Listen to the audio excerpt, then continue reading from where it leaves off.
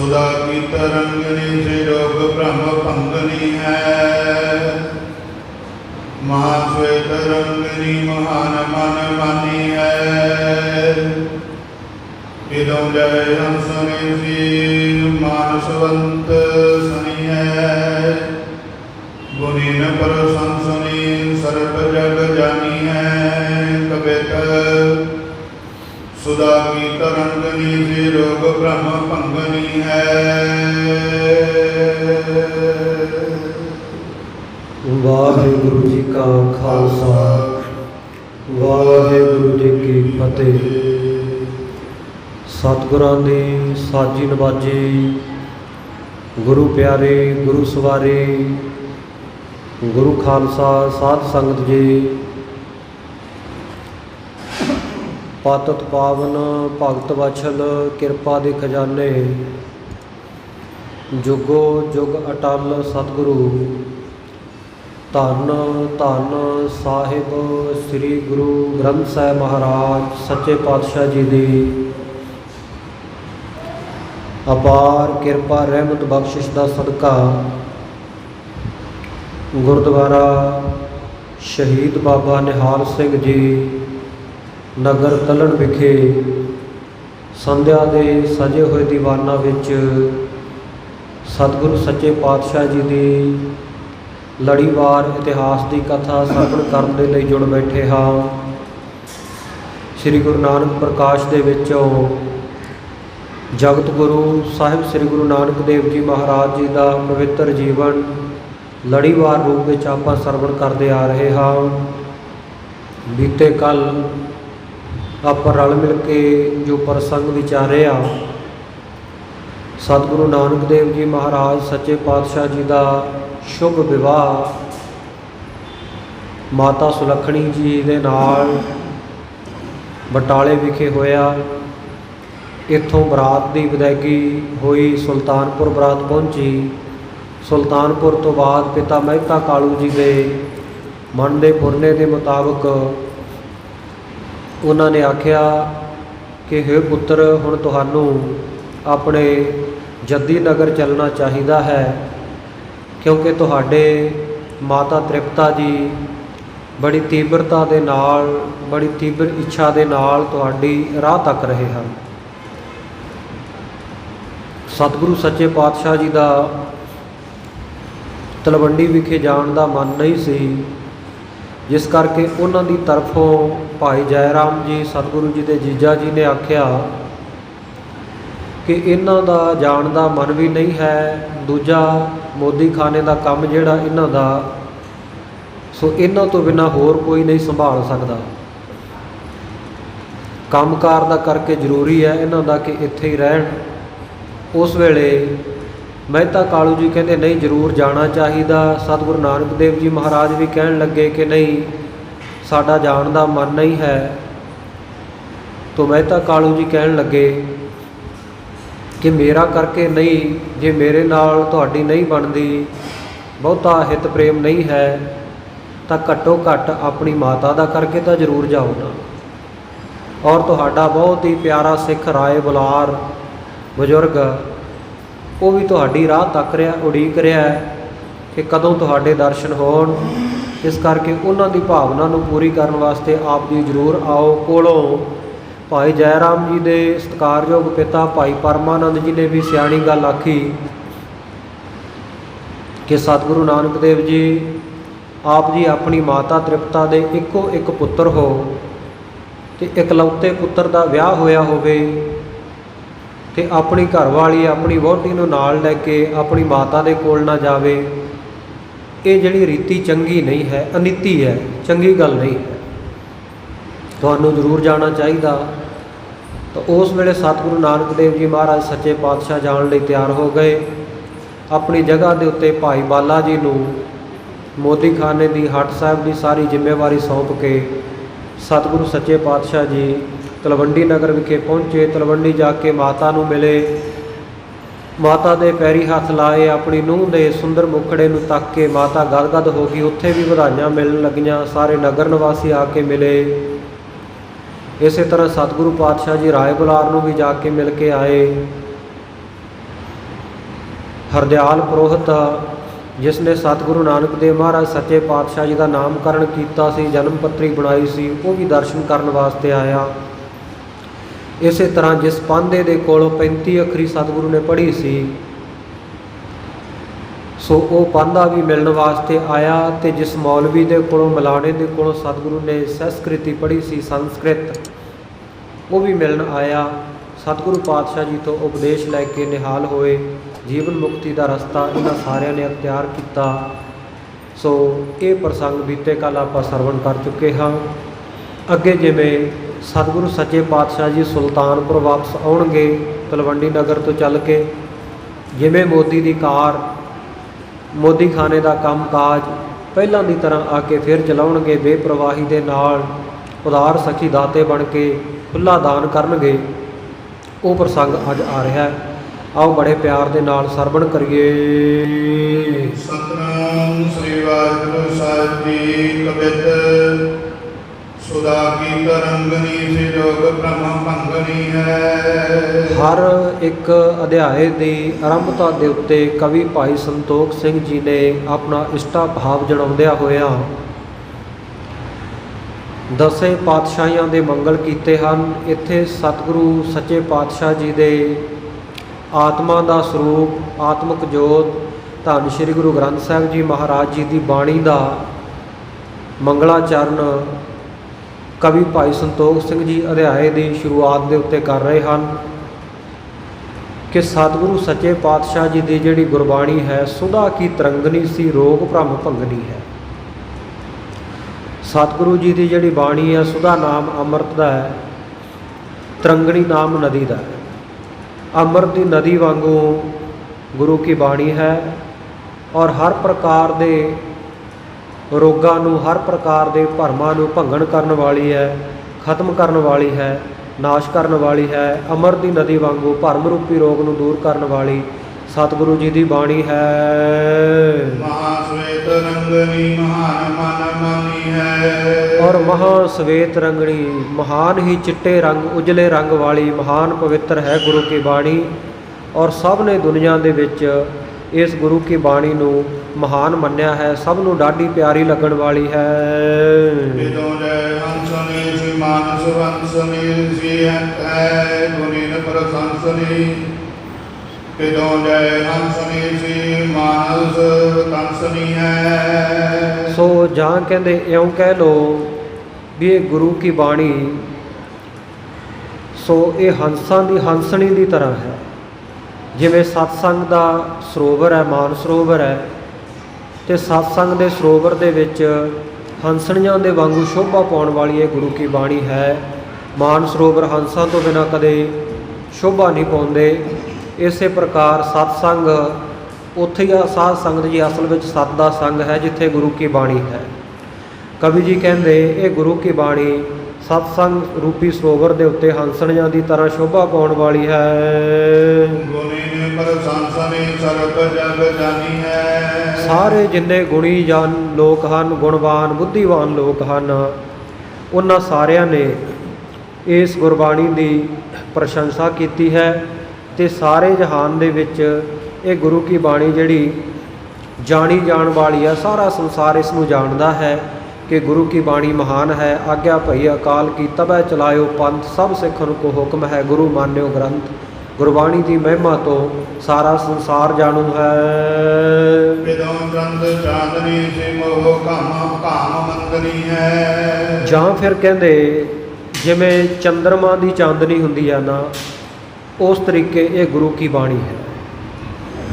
ਔਰ ਜਿਵੇਂ ਚੰਦਰਮਾ ਦੀ ਚਾਂਦਨੀ ਉਹ ਰਾਤ ਦੇ ਹਨੇਰੇ ਨੂੰ ਦੂਰ ਕਰਦੀ ਆ, ਇਸੇ ਤਰ੍ਹਾਂ ਗੁਰੂ ਕੀ ਬਾਣੀ ਮੋਹ ਰੂਪੀ ਜਿਹੜਾ ਕਾਮ ਹੈ, ਮੋਹ ਰੂਪੀ ਜਿਹੜੀ ਤਪਸ਼ ਹੈ, ਇਹਨੂੰ ਮੰਦ ਕਰਨ ਵਾਲੀ ਹੈ, ਠੰਡਿਆਂ ਕਰਨ ਵਾਲੀ ਹੈ, ਸ਼ੀਤਲਤਾ ਪ੍ਰਦਾਨ ਕਰਨ ਵਾਲੀ ਹੈ। ਦਿਨ ਵਿੱਚ ਜਿੰਨੀ ਮਰਜ਼ੀ ਤਪਸ਼ ਹੋਵੇ, ਚੰਦਰਮਾ ਦੀ ਚਾਂਦਨੀ ਖਿੜੀ ਹੋਵੇ ਰਾਤ ਨੂੰ, ਅਤੇ ਸਾਧ ਸੰਗਤ ਜੀ ਠੰਡਾ ਠਾਰ ਕਰ ਦਿੰਦੀ ਹੈ, ਮੌਸਮ ਠੰਡਾ ਹੋ ਜਾਂਦਾ। ਇਸੇ ਤਰ੍ਹਾਂ ਮੋਹ ਰੂਪੀ ਜਿਹੜਾ ਕਾਮ ਹੈ, ਤਪਸ਼ ਹੈ, ਅਗਨੀ ਹੈ, ਸੋ ਇਸ ਸੇਕ ਨੂੰ ਇਹ ਗੁਰੂ ਕੀ ਬਾਣੀ ਦੂਰ ਕਰਨ ਵਾਸਤੇ ਚੰਦਰਮਾ ਦੀ ਚਾਂਦਨੀ ਵੱਤ ਹੈ। ਕੀ ਆਨੰਦਨੀ ਸਦੀਵ ਸੁਖ ਦਾਨੀ ਹੈ। ਔਰ ਹਿਰਦਿਆਂ ਨੂੰ ਸੁਖ ਦੇਣ ਵਾਲੀ ਹੈ, ਆਨੰਦ ਦੇਣ ਵਾਲੀ ਹੈ, ਸदैवी ਸੁੱਖਾਂ ਦੀ ਦਾਤੀ ਹੈ। ਪ੍ਰੇਮ ਪਟਰਾਨੀ ਸਿਆਣੀ ਗਿਆਨ ਕੀ ਜਨਨ ਜਾਨੀ। ਇਸੇ ਤਰ੍ਹਾਂ ਪ੍ਰੇਮ ਦੀ ਜਿਹੜੀ ਸਿਆਣੀ ਪਟਰਾਣੀ ਹੈ ਗੁਰਬਾਣੀ। ਸੋ ਜਿੱਥੇ ਪ੍ਰੇਮ ਹੋਵੇਗਾ ਉੱਥੇ ਹੀ ਸਾਧ ਸੰਗਤ ਜੀ ਗੁਰਬਾਣੀ ਜਾ ਕੇ ਮਨਾਂ ਵਿੱਚ ਵਸੇਗੀ। ਇਸ ਕਰਕੇ ਜਿੱਥੇ ਪ੍ਰੇਮ ਹੈ ਉੱਥੇ ਪਟਰਾਣੀ ਬਣ ਕੇ ਇਹ ਗੁਰੂ ਕੀ ਬਾਣੀ ਉਹਨਾਂ ਹਿਰਦਿਆਂ ਵਿੱਚ ਵਸਦੀ ਹੈ ਔਰ ਬੜੀ ਸੁਘੜ ਬੜੀ ਸਿਆਣੀ ਪਟਰਾਣੀ ਦੀ ਤਰ੍ਹਾਂ ਹੈ। ਅਤੇ ਗਿਆਨ ਕੀ ਜਨਨ ਜਾਨੀ, ਗਿਆਨ ਦੇ ਕਹਿੰਦੇ ਜਨਨ ਵਾਲੀ ਹੈ, ਜਨਮ ਦੇਣ ਵਾਲੀ ਹੈ ਗਿਆਨ ਨੂੰ। ਗੁਰਬਾਣੀ ਦੇ ਵਿੱਚੋਂ ਗਿਆਨ ਪੈਦਾ ਹੁੰਦਾ। ਗੁਰਬਾਣੀ ਮਾਤਾ ਦੀ ਤਰ੍ਹਾਂ ਹੈ ਅਤੇ ਇਹਦੇ ਵਿੱਚੋਂ ਪੁੱਤਰ ਜਿਹੜਾ ਉਹ ਗਿਆਨ ਪੈਦਾ ਹੁੰਦਾ, ਗਿਆਨ ਰੂਪੀ ਪੁੱਤਰ ਦੀ ਮਾਤਾ ਹੈ। ਸੋ ਇਸ ਪ੍ਰਕਾਰ ਸ਼ੁਭ ਗੁਣ ਜਿੰਨੇ ਹੈ ਉਹ ਗੁਰਬਾਣੀ ਦੇ ਵਿੱਚੋਂ ਬ੍ਰਹਮ ਗਿਆਨ ਗੁਰਬਾਣੀ ਦੇ ਵਿੱਚੋਂ ਪੁੱਤਰ ਰੂਪ ਦੇ ਵਿੱਚ ਪੈਦਾ ਹੁੰਦੇ ਹਨ। ਇਸ ਕਰਕੇ ਗਿਆਨ ਕੀ ਜਨਨ ਜਾਣੀ, ਗਿਆਨ ਦੀ ਇਹਨੂੰ ਜਨਨੀ ਜਾਣਿਆ ਗਿਆ ਹੈ, ਮਾਤਾ ਜਾਣਿਆ ਗਿਆ ਹੈ। ਗੁਰੀ ਭਲੀ ਬਾਣੀ ਤਾਂ ਕੀ ਗੁਰੂ ਗੁਰਬਾਣੀ ਹੈ। ਇਹ ਗੁਰੂ ਕੀ ਬਾਣੀ ਬਹੁਤ ਗੁਣੀ ਜਨਾਂ ਨੇ ਵਿਦਵਾਨਾਂ ਨੇ ਉਚਾਰਨ ਕੀਤੀ ਹੈ ਔਰ ਬਹੁਤ ਜਿਹੜੇ ਹੁਣ ਇਸ ਗੁਰਬਾਣੀ ਨੂੰ ਪੜ੍ਹ ਸੁਣ ਕੇ ਗੁਣੀ ਬਣ ਰਹੇ ਆ, ਅਗੁਣਿਆਰਿਆਂ ਨੂੰ ਵੀ ਗੁਣ ਬਖਸ਼ਣ ਵਾਲੀ ਇਹ ਗੁਰੂ ਕੀ ਬਾਣੀ ਹੈ।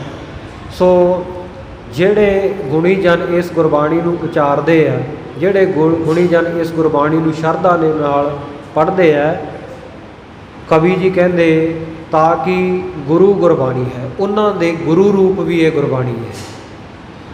ਬਾਣੀ ਗੁਰੂ, ਗੁਰੂ ਹੈ ਬਾਣੀ, ਵਿੱਚ ਬਾਣੀ ਅੰਮ੍ਰਿਤ ਸਾਰੇ, ਗੁਰਬਾਣੀ ਕਹੈ ਸੇਵਕ ਜਨ ਮਾਨੈ, ਪ੍ਰਤੱਖ ਗੁਰੂ ਨਿਸਤਾਰੇ।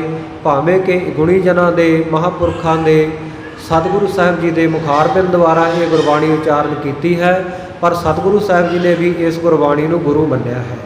ਸੋ ਉਚਾਰਨ ਕਰਤਿਆਂ ਦੇ ਵਾਸਤੇ ਵੀ ਇਹ ਗੁਰੂ ਕੀ ਬਾਣੀ ਉਹਨਾਂ ਤੋਂ ਵੱਡਾ ਅਦਬ ਸਤਿਕਾਰ ਰੱਖਦੀ ਹੈ। ਜਿਵੇਂ ਧੰਨ ਗੁਰੂ ਅਰਜਨ ਦੇਵ ਮਹਾਰਾਜ ਸੱਚੇ ਪਾਤਸ਼ਾਹ ਸਾਰੀ ਗੁਰਬਾਣੀ ਲਿਖੀ ਤਾਂ ਉਹਨਾਂ ਨੇ ਹੈ।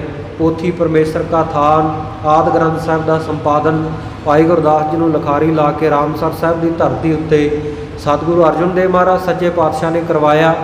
ਭਾਵੇਂ ਕਿ ਗੁਰੂ ਕੀ ਕ੍ਰਿਤ ਹੈ ਗੁਰਬਾਣੀ, ਪਰ ਫਿਰ ਵੀ ਸਤਿਗੁਰੂ ਜੀ ਆਪਣੇ ਤੋਂ ਵੱਡਾ ਦਰਜਾ ਦਿੰਦੇ ਆ। ਮੇਰੇ ਸਰੂਪ ਤੇ ਜਾ ਤੇ ਹੈ ਦੀਰਘ, ਸਾਹਿਬ ਜਾਣ ਅਦਾਇਬ ਕਹਿ ਹੈ। ਇਹਨੂੰ ਸਾਹਿਬ ਜਾਣ ਕੇ, ਮਾਲਕ ਜਾਣ ਕੇ ਅਦਬ ਕਰੋ ਇਸ ਗੁਰਬਾਣੀ ਦਾ, ਕਿਉਂਕਿ ਮੇਰੇ ਸਰੂਪ ਤੋਂ ਇਹਦਾ ਉੱਚਾ ਦਰਜਾ ਹੈ, ਵੱਡਾ ਦਰਜਾ ਹੈ। ਜਦੋਂ ਪੁੱਛਿਆ ਬ੍ਰਹਮ ਗਿਆਨੀ ਬਾਬਾ ਬੁੱਢਾ ਸਾਹਿਬ ਜੀ ਨੇ ਮਹਾਰਾਜ ਸੱਚੇ ਪਾਤਸ਼ਾਹ ਆ ਪੋਥੀ ਸਾਹਿਬ ਆਦਿ ਗ੍ਰੰਥ ਸਾਹਿਬ ਇਹਨਾਂ ਦਾ ਸੁਖਾਸਣ ਕਿੱਥੇ ਕਰਨਾ, ਤਾਂ ਆਖਿਆ ਕੋਠਾ ਸਾਹਿਬ ਵਿੱਚ। ਮਹਾਰਾਜ ਉੱਥੇ ਤਾਂ ਆਪ ਜੀ ਦਾ ਪਲੰਘਾ, ਕਹਿੰਦੇ ਨਹੀਂ, ਉਸ ਪਲੰਘੇ ਦੇ ਉੱਪਰ ਅੱਜ ਤੋਂ ਗੁਰੂ ਕੀ ਬਾਣੀ ਬਿਰਾਜਮਾਨ ਹੋਵੇਗੀ। ਮੇਰੇ ਵਾਸਤੇ ਉਹ ਪਲੰਘੇ ਦੇ ਹੇਠਾਂ ਇੱਕ ਚਾਦਰ ਵਿਛਾ ਦਿਓ, ਮੈਂ ਹੇਠਾਂ ਆਰਾਮ ਕਰਾਂਗਾ। ਆਪਣੇ ਤੋਂ ਵੱਡਾ ਦਰਜਾ ਗੁਰੂ ਸਾਹਿਬ ਨੇ ਗੁਰੂ ਕੀ ਬਾਣੀ ਨੂੰ ਦਿੱਤਾ ਹੈ। ਅੱਜ ਵੀ ਕੋਠਾ ਸਾਹਿਬ ਅਕਾਲ ਤਖਤ ਸਾਹਿਬ ਦੇ ਉੱਤੇ ਜਦੋਂ ਆਪਾਂ ਦਰਸ਼ਨ ਕਰਦੇ ਹਾਂ ਅਤੇ ਉੱਥੇ ਹੇਠਾਂ ਵਿਛੀ ਹੋਈ ਚਿੱਟੀ ਚਾਦਰ ਇਸ ਗੱਲ ਦਾ ਲਖਾਇਕ ਹੈ। ਇਸ ਗੱਲ ਦੀ ਸਾਨੂੰ ਜਾਣਕਾਰੀ ਇਤਿਹਾਸਕ ਪ੍ਰਦਾਨ ਕਰਦੀ ਆ ਕਿ ਸਤਿਗੁਰੂ ਅਰਜਨ ਦੇਵ ਮਹਾਰਾਜ ਸੱਚੇ ਪਾਤਸ਼ਾਹ ਭੁੰਜੇ ਆਸਣ ਲਾ ਕੇ ਪਏ ਅਤੇ ਗੁਰੂ ਕੀ ਬਾਣੀ ਨੂੰ ਆਪਣੇ ਤੋਂ ਉੱਚਾ ਦਰਜਾ ਦਿੱਤਾ। ਸੋ ਜਿਹੜੇ ਇਹ ਗੁਣੀ ਜਨਾਂ ਨੇ ਇਹ ਗੁਰਬਾਣੀ ਨੂੰ ਭਣਿਆ ਹੈ, ਬੋਲਿਆ ਹੈ, ਪ੍ਰਗਟ ਕੀਤਾ ਹੈ, ਉਹਨਾਂ ਦੇ ਵੀ ਗੁਰੂ ਰੂਪ ਇਹ ਗੁਰੂ ਕੀ ਬਾਣੀ ਹੈ। ਸ੍ਰੀ ਬਾਲਾ ਸੰਗੁਰ ਵਾਚ। ਭਾਈ ਬਾਲਾ ਜੀ ਸਤਿਗੁਰੂ ਅੰਗਦ ਦੇਵ ਮਹਾਰਾਜ ਜੀ ਤਥਾ ਹੋਰ ਸਿੱਖਾਂ ਨੂੰ ਖਡੂਰ ਸਾਹਿਬ ਵਿਖੇ ਸਤਿਗੁਰੂ ਜੀ ਦੀ ਸਾਖੀ ਅੱਗੇ ਸੁਣਾਉਂਦੇ ਹਨ। ਚੌਪਈ ਰਹਿਣ ਲਗੇ ਗਦਦਾ ਤਲਵੰਡੀ। ਮੁਕਤੀ ਦਾਤੇ ਸਤਿਗੁਰੂ ਜੀ ਸੁਲਤਾਨਪੁਰ ਤੋਂ ਜਾ ਕੇ ਵਿਆਹ ਤੋਂ ਬਾਅਦ ਫਿਰ ਕੁਝ ਦੇਰ ਦੇ ਲਈ ਤਲਵੰਡੀ ਰਹਿਣ ਲੱਗ ਪਏ। ਜਿਨ ਕੀ ਕੀਰਤ ਘਰ ਘਰ ਮੰਡੀ। ਜਿਨ੍ਹਾਂ ਦੀ ਕੀਰਤੀ, ਜਿਨ੍ਹਾਂ ਦੀ ਮਹਿਮਾ ਘਰ ਘਰ ਦੇ ਵਿੱਚ ਭੂਸ਼ਿਤ ਹੋ ਰਹੀ ਹੈ, ਘਰ ਘਰ ਵਿੱਚ ਸ਼ੋਭਾ ਫੈਲ ਰਹੀ ਹੈ। ਮਨ ਪਰਸਪਰ ਮਿਲੇ ਸਰਾਹੈ। ਮਨੁੱਖ ਜਿਹੜੇ ਹੈ ਤਲਵੰਡੀ ਨਗਰ ਦੇ ਰਹਿਣ ਵਾਲੇ ਆਪੋ ਵਿੱਚ ਮਿਲ ਕੇ ਸਤਿਗੁਰੂ ਸੱਚੇ ਪਾਤਸ਼ਾਹ ਜੀ ਦੀ ਸਰਾਹਨਾ ਕਰਦੇ, ਸਿਫਤ ਸਲਾਹ ਕਰਦੇ ਹਨ। ਸ੍ਰੀ ਗੁਣ ਅਵਗਾਹੈ। ਬਾਰ-ਬਾਰ ਦੁਬਾਰਾ ਤੋਂ ਸਤਿਗੁਰੂ ਸੱਚੇ ਪਾਤਸ਼ਾਹ ਜੀ ਦੇ ਗੁਣਾਂ ਦੀ ਵਿਚਾਰ ਕਰਦੇ ਹਨ। ਮਦਰ ਬਚਨ ਦੇ ਮ੍ਰਿਦਲ ਸੁਭਾਉ। ਸਤਿਗੁਰੂ ਸੱਚੇ ਪਾਤਸ਼ਾਹ ਜੀ ਜਿਨ੍ਹਾਂ ਦੇ ਬੋਲ ਬੜੇ ਮਿੱਠੇ ਹਨ, ਬੜਾ ਕੋਮਲ ਜਿਨ੍ਹਾਂ ਦਾ ਸੁਭਾਅ ਹੈ। ਮਦ ਤੇ ਆਦ ਕਰਮ ਨ ਕਹੋ। ਔਰ ਲੋਕ ਕਹਿੰਦੇ ਐ ਕਿ ਜਦੋਂ ਕੋਈ ਥੋੜ੍ਹਾ ਜਿਹਾ ਵੱਡਾ ਬਣ ਜਾਵੇ, ਕੋਈ ਪ੍ਰਾਪਤੀ ਹੋ ਜਾਵੇ, ਕਿਸੇ ਅਹੁਦੇ ਦੀ ਪ੍ਰਾਪਤੀ ਹੋ ਜਾਵੇ, ਚਾਰ ਲੋਕ ਮੱਥਾ ਟੇਕਣ ਲੱਗ ਜਾਣ ਅਤੇ ਹੰਕਾਰ ਮੋਹ ਆਦਿਕ ਜਿਹੜਾ ਇਹ ਮਨ ਦੇ ਵਿੱਚ ਇਹ ਆਉਣਾ ਇਹ ਕੁਦਰਤੀ ਗੱਲ ਹੈ। ਪਰ ਸਤਿਗੁਰੂ ਸੱਚੇ ਪਾਤਸ਼ਾਹ ਕੈਸੀ ਸ਼ਖਸੀਅਤ ਹਨ, ਦੁਨੀਆ ਉਹਨਾਂ ਦੇ ਚਰਨਾਂ ਉੱਤੇ ਝੁਕਦੀ ਹੈ, ਪਰ ਮਦ ਤੇ ਆਦਿ ਕੋ ਕਰਮ ਨਾ ਕਰਨ। ਹੰਕਾਰ ਤੋਂ ਆਦਿਕ ਲੈ ਕਰਕੇ ਕਿਸੇ ਵੀ ਤਰ੍ਹਾਂ ਦਾ ਮਾੜਾ ਕਰਮ ਉਹਨਾਂ ਵਿੱਚ ਨਹੀਂ ਹੈ। ਉਦਾਰ ਮਤ ਸੰਤ ਸੁਸ਼ੀਲਾ। ਬੜੇ ਹਿਰਦੇ ਦੇ ਉਦਾਰ ਸਖੀ ਦਾਤੇ ਹਨ, ਔਰ ਜਿਨ੍ਹਾਂ ਦੀ ਮੱਤ ਸੰਤਾਂ ਵਾਲੀ ਹੈ ਔਰ ਬੜਾ ਸ਼ੀਲ ਸੁਭਾਅ ਹੈ। ਕਰੁਣਾਵਾਨ ਸਰੂਪ ਸੁਕੀਲਾ। ਔਰ ਕਿਰਪਾ ਦਾ ਘਰ ਸਤਿਗੁਰੂ ਸੱਚੇ ਪਾਤਸ਼ਾਹ ਜੀ ਦਾ ਸੋਹਣਾ ਸੁੰਦਰ ਛਬੀਲਾ ਸਰੂਪ ਹੈ, ਸ਼ੋਭਾ ਵਾਲਾ। ਵਿਸ਼ੇ ਵਾਸਨਾ ਕੀ ਜੜ ਨਾਸੀ। ਔਰ ਜਿਨ੍ਹਾਂ ਦੀ ਵਿਸ਼ੇ ਵਾਸਨਾ ਦੀ ਜੜ ਜਿਨ੍ਹਾਂ ਦੇ ਵਿੱਚ ਨਾ ਸੀ, ਬਿਲਕੁਲ ਹੈ ਹੀ ਨਹੀਂ ਹੈ, ਜਾਂ ਫਿਰ ਦੂਜਾ ਅਰਥ ਬਣੇਗਾ ਵਿਸ਼ੇ ਵਾਸਨਾ ਕੀ ਜੜ ਨਾਸੀ। ਜਿਨ੍ਹਾਂ ਦੀ ਵਿਸ਼ੇ ਵਾਸਨਾ ਦੀ ਜਿਹੜੀ ਜੜ ਹੀ ਨਾਸ਼ ਹੋ ਚੁੱਕੀ ਹੈ, ਬਿਲਕੁਲ ਕੋਈ ਵਿਸ਼ਾ ਵਾਸਨਾ ਉਹਨਾਂ ਵਿੱਚ ਹੈ ਨਹੀਂ ਹੈ। ਖੁਸ਼ੀ ਅਤੇ ਗਮੀ ਤੋਂ ਜਿਨ੍ਹਾਂ ਦਾ ਹਿਰਦਾ ਉਹ ਉਪਰਾਮ ਹੈ, ਉਦਾਸੀਨ ਹੈ। ਜੇ ਕੋਈ ਉਹਨਾਂ ਨੂੰ ਆ ਕੇ ਮੱਥਾ ਟੇਕ ਗਿਆ, ਕੋਈ ਰੁਪਈਏ ਭੇਟ ਕਰ ਗਿਆ ਤੇ ਖੁਸ਼ ਨਹੀਂ ਹੁੰਦੇ। ਜੇ ਕਿਸੇ ਨੇ ਗਾਲਾਂ ਕੱਢ ਦਿੱਤੀਆਂ, ਕਿਸੇ ਨੇ ਗੁੱਸਾ ਕਰ ਲਿਆ, ਕਿਸੇ ਨੇ ਨਾਰਾਜ਼ਗੀ ਕਰ ਲਈ, ਕੋਈ ਈਰਖਾ ਕਰਦਾ, ਤੇ ਉਹਦੇ ਉੱਤੇ ਸਤਿਗੁਰੂ ਪਾਤਸ਼ਾਹ ਗੁੱਸੇ ਨਹੀਂ ਹੁੰਦੇ। ਜੋ ਉਹਨਾਂ ਨੂੰ ਦੁੱਖ ਮੈਂ ਦੁੱਖ ਨਹੀਂ ਮੰਨੈ, ਸੁਖ ਸਨੇਹ ਔਰ ਭੈ ਨਹੀਂ ਜਾ ਕੇ ਕੰਚਨ ਮਾਟੀ ਮਨ ਹੈ। ਸੋ ਸਤਿਗੁਰੂ ਸੱਚੇ ਪਾਤਸ਼ਾਹ ਖੁਸ਼ੀ ਅਤੇ ਗਮੀ ਦੋਵੇਂ ਅਵਸਥਾਵਾਂ ਤੋਂ ਉੱਪਰ ਹਨ। ਸੁਲਤਾਨਪੁਰ ਨਗਰ ਦੇ ਵਿੱਚ ਜਿਨ੍ਹਾਂ ਨੇ ਜਾ ਕੇ ਬਹੁਤ ਕਮਾਈ ਕੀਤੀ ਹੈ, ਇੰਨੀ ਕਮਾਈ ਕੀਤੀ ਹੈ ਜਿਹਦੇ ਵਿੱਚ ਕੋਈ ਤੋਟਾ ਨਹੀਂ, ਜਿਹਦੇ ਵਿੱਚ ਕੋਈ ਘਾਟਾ ਨਹੀਂ ਆ ਸਕਦਾ। ਉਹ ਕਮਾਈ ਕਿਹੜੀ ਕੀਤੀ ਆ? ਕਵੀ ਜੀ ਕਹਿੰਦੇ ਜਿਹੜੇ ਕੋਈ ਦੀਨ ਗਰੀਬ ਲੋੜਵੰਦ ਲੋਕ ਹੈ ਉਹਨਾਂ ਨੂੰ ਬਹੁਤ ਧਨ ਦਾਨ ਕੀਤਾ ਹੈ। ਔਰ ਜਿੱਥੇ ਕਿੱਥੇ ਸਤਿਗੁਰੂ ਸੱਚੇ ਪਾਤਸ਼ਾਹ ਜੀ ਦੀ ਮਹਿਮਾ ਫੈਲੀ ਹੋਈ ਹੈ, ਇਸ ਪ੍ਰਕਾਰ ਸਤਿਗੁਰੂ ਸੱਚੇ ਪਾਤਸ਼ਾਹ ਜੀ ਦੇ ਜਸ ਦਾ ਬਹੁਤ ਵਿਸਥਾਰ ਹੋ ਰਿਹਾ ਹੈ, ਜਸ ਫੈਲਿਆ ਹੋਇਆ ਹੈ। ਇਉਂ ਸਤਿਗੁਰੂ ਸੱਚੇ ਪਾਤਸ਼ਾਹ ਜੀ ਸੁਲਤਾਨਪੁਰ ਤੋਂ ਆ ਕੇ ਆਪਣੇ ਵਿਆਹ ਤੋਂ ਬਾਅਦ 1 ਮਹੀਨਾ ਮੁਕਤੀ ਦੇ ਦਾਤੇ ਉਦਾਰ ਸਤਿਗੁਰੂ ਜੀ ਇੱਥੇ ਵਸੇ ਹਨ ਤਲਵੰਡੀ ਵਿਖੇ। 1 ਮਹੀਨੇ ਬਾਅਦ ਸਤਿਗੁਰੂ ਸੱਚੇ ਪਾਤਸ਼ਾਹ ਜੀ ਨੇ ਸੁਲਤਾਨਪੁਰ ਨੂੰ ਵਾਪਸ ਜਾਣ ਦੀ ਤਿਆਰੀ ਖਿੱਚੀ ਹੈ। ਔਰ ਰਾਏ ਬੁਲਾਰ ਨੂੰ ਆਪਣਾ ਬਹੁਤ ਚੰਗਾ ਪ੍ਰੇਮੀ ਜਾਣ ਕਰਕੇ ਉਹਨੂੰ ਮਿਲਣ ਦੀ ਵਿਚਾਰ ਕੀਤੀ ਹੈ। ਸੋ ਇਸ ਪ੍ਰਕਾਰ ਜਦੋਂ ਇਹ ਰਾਏ ਬੁਲਾਰ ਇਕੱਲਾ ਹੈ, ਬਹੁਤ ਆਦਰ ਸਤਿਕਾਰ ਦੇ ਸਹਿਤ ਇਸ ਨੂੰ ਬੁਲਾ ਕੇ ਸਤਿਗੁਰੂ ਜੀ ਦੇ ਨੇੜੇ ਜਾ ਬੈਠੇ। ਸਤਿਗੁਰੂ ਸੱਚੇ ਪਾਤਸ਼ਾਹ ਜੀ ਨੇ ਹੱਥ ਬੰਨ੍ਹ ਕੇ ਨਮਸਕਾਰ ਕਰਕੇ ਇਉਂ ਬਚਨ ਕੀਤਾ ਔਰ ਰਾਏ ਬੁਲਾਰ ਨੇ ਅੱਗੋਂ ਆਖਿਆ, ਕਹਿਣ ਲੱਗਾ ਮਹਾਰਾਜ ਤੁਹਾਡੇ ਦਰਸ਼ਨਾਂ ਦਾ ਮੈਨੂੰ ਬਹੁਤ ਵੱਡਾ ਲਾਭ ਪ੍ਰਾਪਤ ਹੋਇਆ ਹੈ। ਆਪ ਜੀ ਗਿਆਨ ਦੇ ਵਿੱਚ ਸ਼੍ਰੋਮਣੀ ਹੋ, ਸਭ ਤੋਂ ਸਰਮੌਰ ਹੋ, ਕਿਰਪਾ ਦੇ ਖਜ਼ਾਨੇ ਹੋ। ਆਪ ਜੀ ਕਲਾਵਾਨ ਹੋ, ਸ਼ਕਤੀਆਂ ਦੇ ਸਹਿਤ ਹੋ ਔਰ ਕਲ ਬਿਨ ਕਲਪਨਾ ਤੋਂ ਬਿਨਾ ਹੋ, ਕਲਪਨਾ ਤੋਂ ਰਹਿਤ, ਗੁਣਾਂ ਦੀ ਖਾਨ ਹੋ।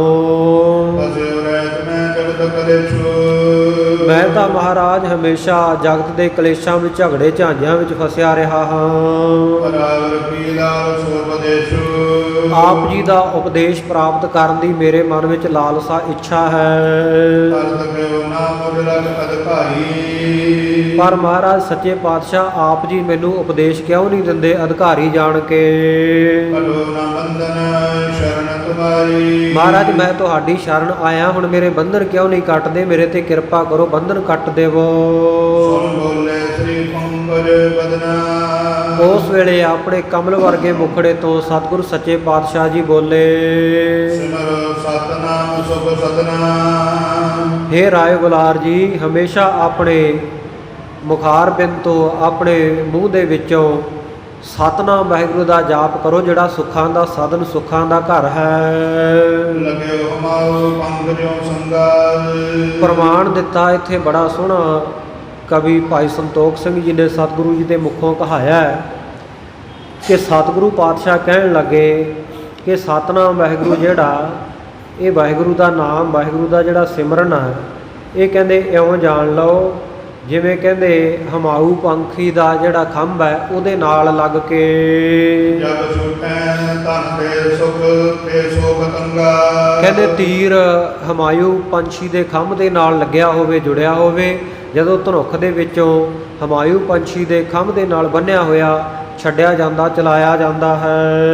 ਪਰ ਕੇ ਬਲ ਕਰ ਹੋਤ ਉਡਾਊ। ਉਸ ਖੰਭ ਦੇ ਬਲ ਕਰਕੇ, ਖੰਭ ਦੇ ਜ਼ੋਰ ਕਰਕੇ ਕਹਿੰਦੇ ਉਹ ਤੀਰ ਉੱਡਦਾ ਹੀ ਜਾਂਦਾ ਹੈ।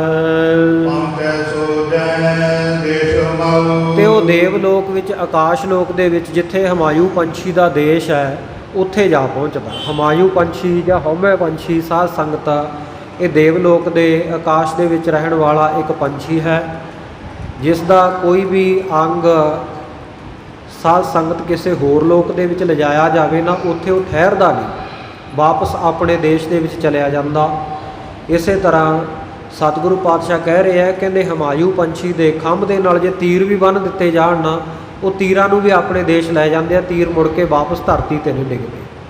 ਆਮ ਤਾਂ ਇਹ ਨਿਯਮ ਆ ਨਾ ਵੀ ਜਿਹੜੀ ਚੀਜ਼ ਆਪਾਂ ਥੋੜ੍ਹੀ ਜਿਹੀ ਵੀ ਉੱਪਰ ਨੂੰ ਵਗਾਵਾਂਗੇ ਤੇ ਉੱਪਰੋਂ ਧਰਤੀ ਆਪਣੇ ਵੱਲ ਹਰ ਇੱਕ ਚੀਜ਼ ਨੂੰ ਖਿੱਚਦੀ ਹੈ, ਹੇਠਾਂ ਨੂੰ ਆਉਂਦੀ ਹੈ, ਜਿਸ ਨੂੰ ਆਪਾਂ ਪੰਜਾਬੀ ਵਿੱਚ ਗੁਰਤਾਕਰਸ਼ਣ ਕਹਿੰਦੇ ਆ, ਗ੍ਰੈਵੀਟੇਸ਼ਨ ਆਫ ਫੋਰਸ ਸਾਇੰਸ ਵਾਲੇ ਕਹਿੰਦੇ ਆ। ਗੁਰਤਾਕਰਸ਼ਣ ਦਾ ਬਲ, ਗੁਰਤਾ ਖਿੱਚ, ਧਰਤੀ ਹਰ ਇੱਕ ਚੀਜ਼ ਨੂੰ ਆਪਣੇ ਵੱਲ ਖਿੱਚਦੀ ਆ, ਇਹ ਨਿਯਮ ਹੈ। ਪਰ ਜਿਹੜੇ ਹਮਾਯੂ ਪੰਛੀ ਦੇ ਖੰਭ ਹੈ, ਜੇ ਉਹਨਾਂ ਨਾਲ ਤੀਰ ਬੰਨ੍ਹ ਦਿੱਤੇ ਜਾਣ ਤੇ ਉਹ ਤੀਰ ਵੀ ਹੇਠਾਂ ਨਹੀਂ ਆਉਂਦੇ, ਉਹ ਵੀ ਉਹਦੇ ਦੇਸ਼ ਦੇ ਵਿੱਚ, ਪੰਛੀ ਦੇ ਦੇਸ਼ ਵਿੱਚ ਚਲੇ ਜਾਂਦੇ ਆ। ਸੋ ਇਸ ਪ੍ਰਕਾਰ ਸਤਿਗੁਰੂ ਸੱਚੇ ਪਾਤਸ਼ਾਹ ਕਹਿੰਦੇ ਜਿਹੜੇ ਤੀਰ ਹਮਾਯੂ ਪੰਛੀ ਦੇ ਖੰਭਾਂ ਦੇ ਨਾਲ ਜੜਤ ਕੀਤੇ ਹੋਣ, ਜਦੋਂ ਕਮਾਨ ਵਿੱਚ ਚਾੜ ਕੇ ਉੱਪਰ ਨੂੰ ਛੱਡੀਏ, ਕਹਿੰਦੇ ਉੱਥੇ ਜਾ ਪਹੁੰਚਦੇ ਆ ਜਿੱਥੇ ਹਮਾਯੂ ਪੰਛੀ ਦਾ ਦੇਸ਼ ਹੈ। ਮੁੜ ਕੇ ਕਹਿੰਦੇ ਕਦੇ ਆ ਕੇ ਧਰਤੀ ਦੇ ਉੱਤੇ ਨਹੀਂ ਡਿੱਗਦੇ।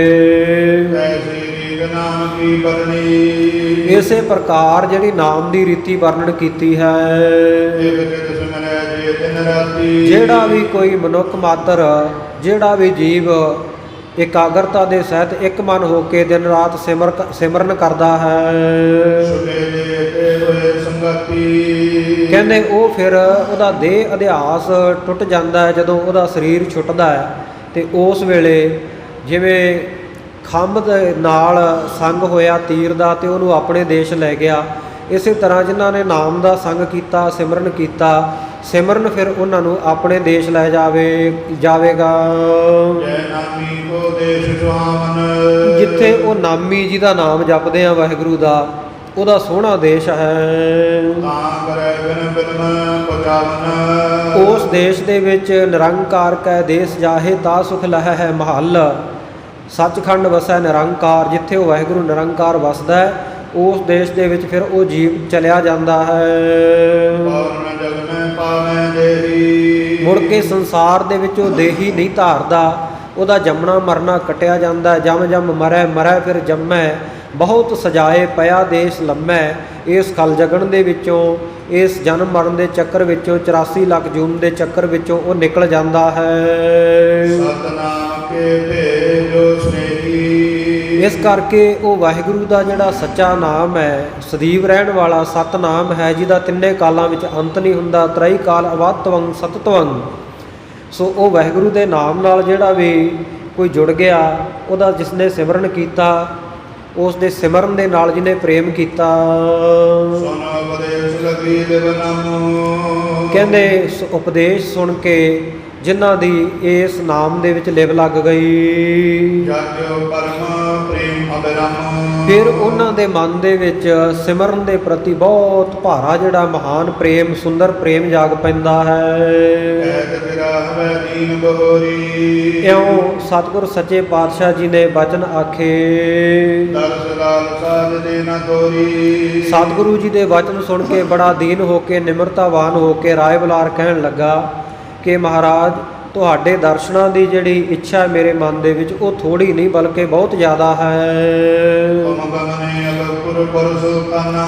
ਮਹਾਰਾਜ ਆਪ ਜੀ ਹੁਣ ਸੁਲਤਾਨਪੁਰ ਨਗਰ ਨੂੰ ਚੱਲੇ ਹੋ। ਆਪ ਜੀ ਭਾਵੇਂ ਆਪਣਾ ਕੰਮਕਾਰ ਕਰਨ ਵਾਸਤੇ ਜਾ ਰਹੇ ਹੋ, ਪਰ ਤੁਹਾਡੇ ਵਿਛੋੜੇ ਦਾ ਮੇਰੇ ਮਨ ਦੇ ਵਿੱਚ, ਤੁਹਾਡੇ ਬਿਰਹਾ ਦਾ ਬਹੁਤ ਕਸ਼ਟ, ਬਹੁਤ ਪੀੜਾ, ਬਹੁਤ ਦੁੱਖ ਹੋ ਰਿਹਾ ਹੈ। ਮੇਰੇ ਹਿਰਦੇ ਦੀ ਜਿਹੜੀ ਪ੍ਰੀਤੀ ਹੈ, ਮੇਰੇ ਹਿਰਦੇ ਦਾ ਪਿਆਰ ਹੈ, ਇਹਨੂੰ ਸੱਚਾ ਜਾਣ ਕੇ ਉਸ ਵੇਲੇ ਜਦੋਂ ਸਤਿਗੁਰੂ ਨੇ ਦੇਖਿਆ ਇਹਦੇ ਹਿਰਦੇ ਵਿੱਚ ਸੱਚਾ ਪਿਆਰ ਹੈ ਸਾਡੇ ਨਾਲ, ਆਪਣੇ ਕਮਲ ਵਰਗੇ ਮੁਖਾਰਬਿੰਦ ਤੋਂ ਬਾਣੀ ਉਚਾਰੀ। ਕਹਿਣ ਲੱਗੇ, ਹੇ ਰਾਜਾ ਰਾਏ ਬੁਲਾਰ ਸਾਹਿਬ, ਹਮੇਸ਼ਾ ਸਾਨੂੰ ਆਪਣੇ ਚਿੱਤ ਦੇ ਵਿੱਚ ਚੇਤੇ ਰੱਖਣਾ।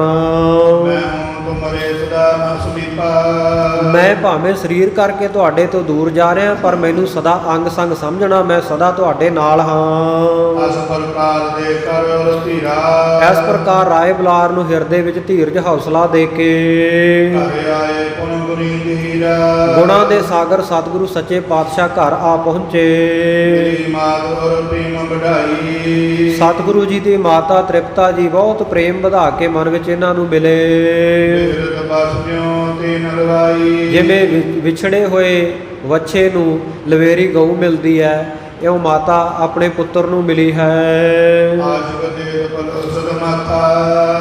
ਸੋ ਮਾਤਾ ਨੇ ਸਤਿਗੁਰ ਸੱਚੇ ਪਾਤਸ਼ਾਹ ਜੀ ਦਾ ਮੱਥੇ ਦੇ ਉੱਤੇ ਹੱਥ ਫੇਰ ਕੇ ਪਲੋਸ ਕੇ ਆਸ਼ੀਰਵਾਦ ਦਿੱਤਾ, ਅਸੀਸਾਂ ਦਿੱਤੀਆਂ।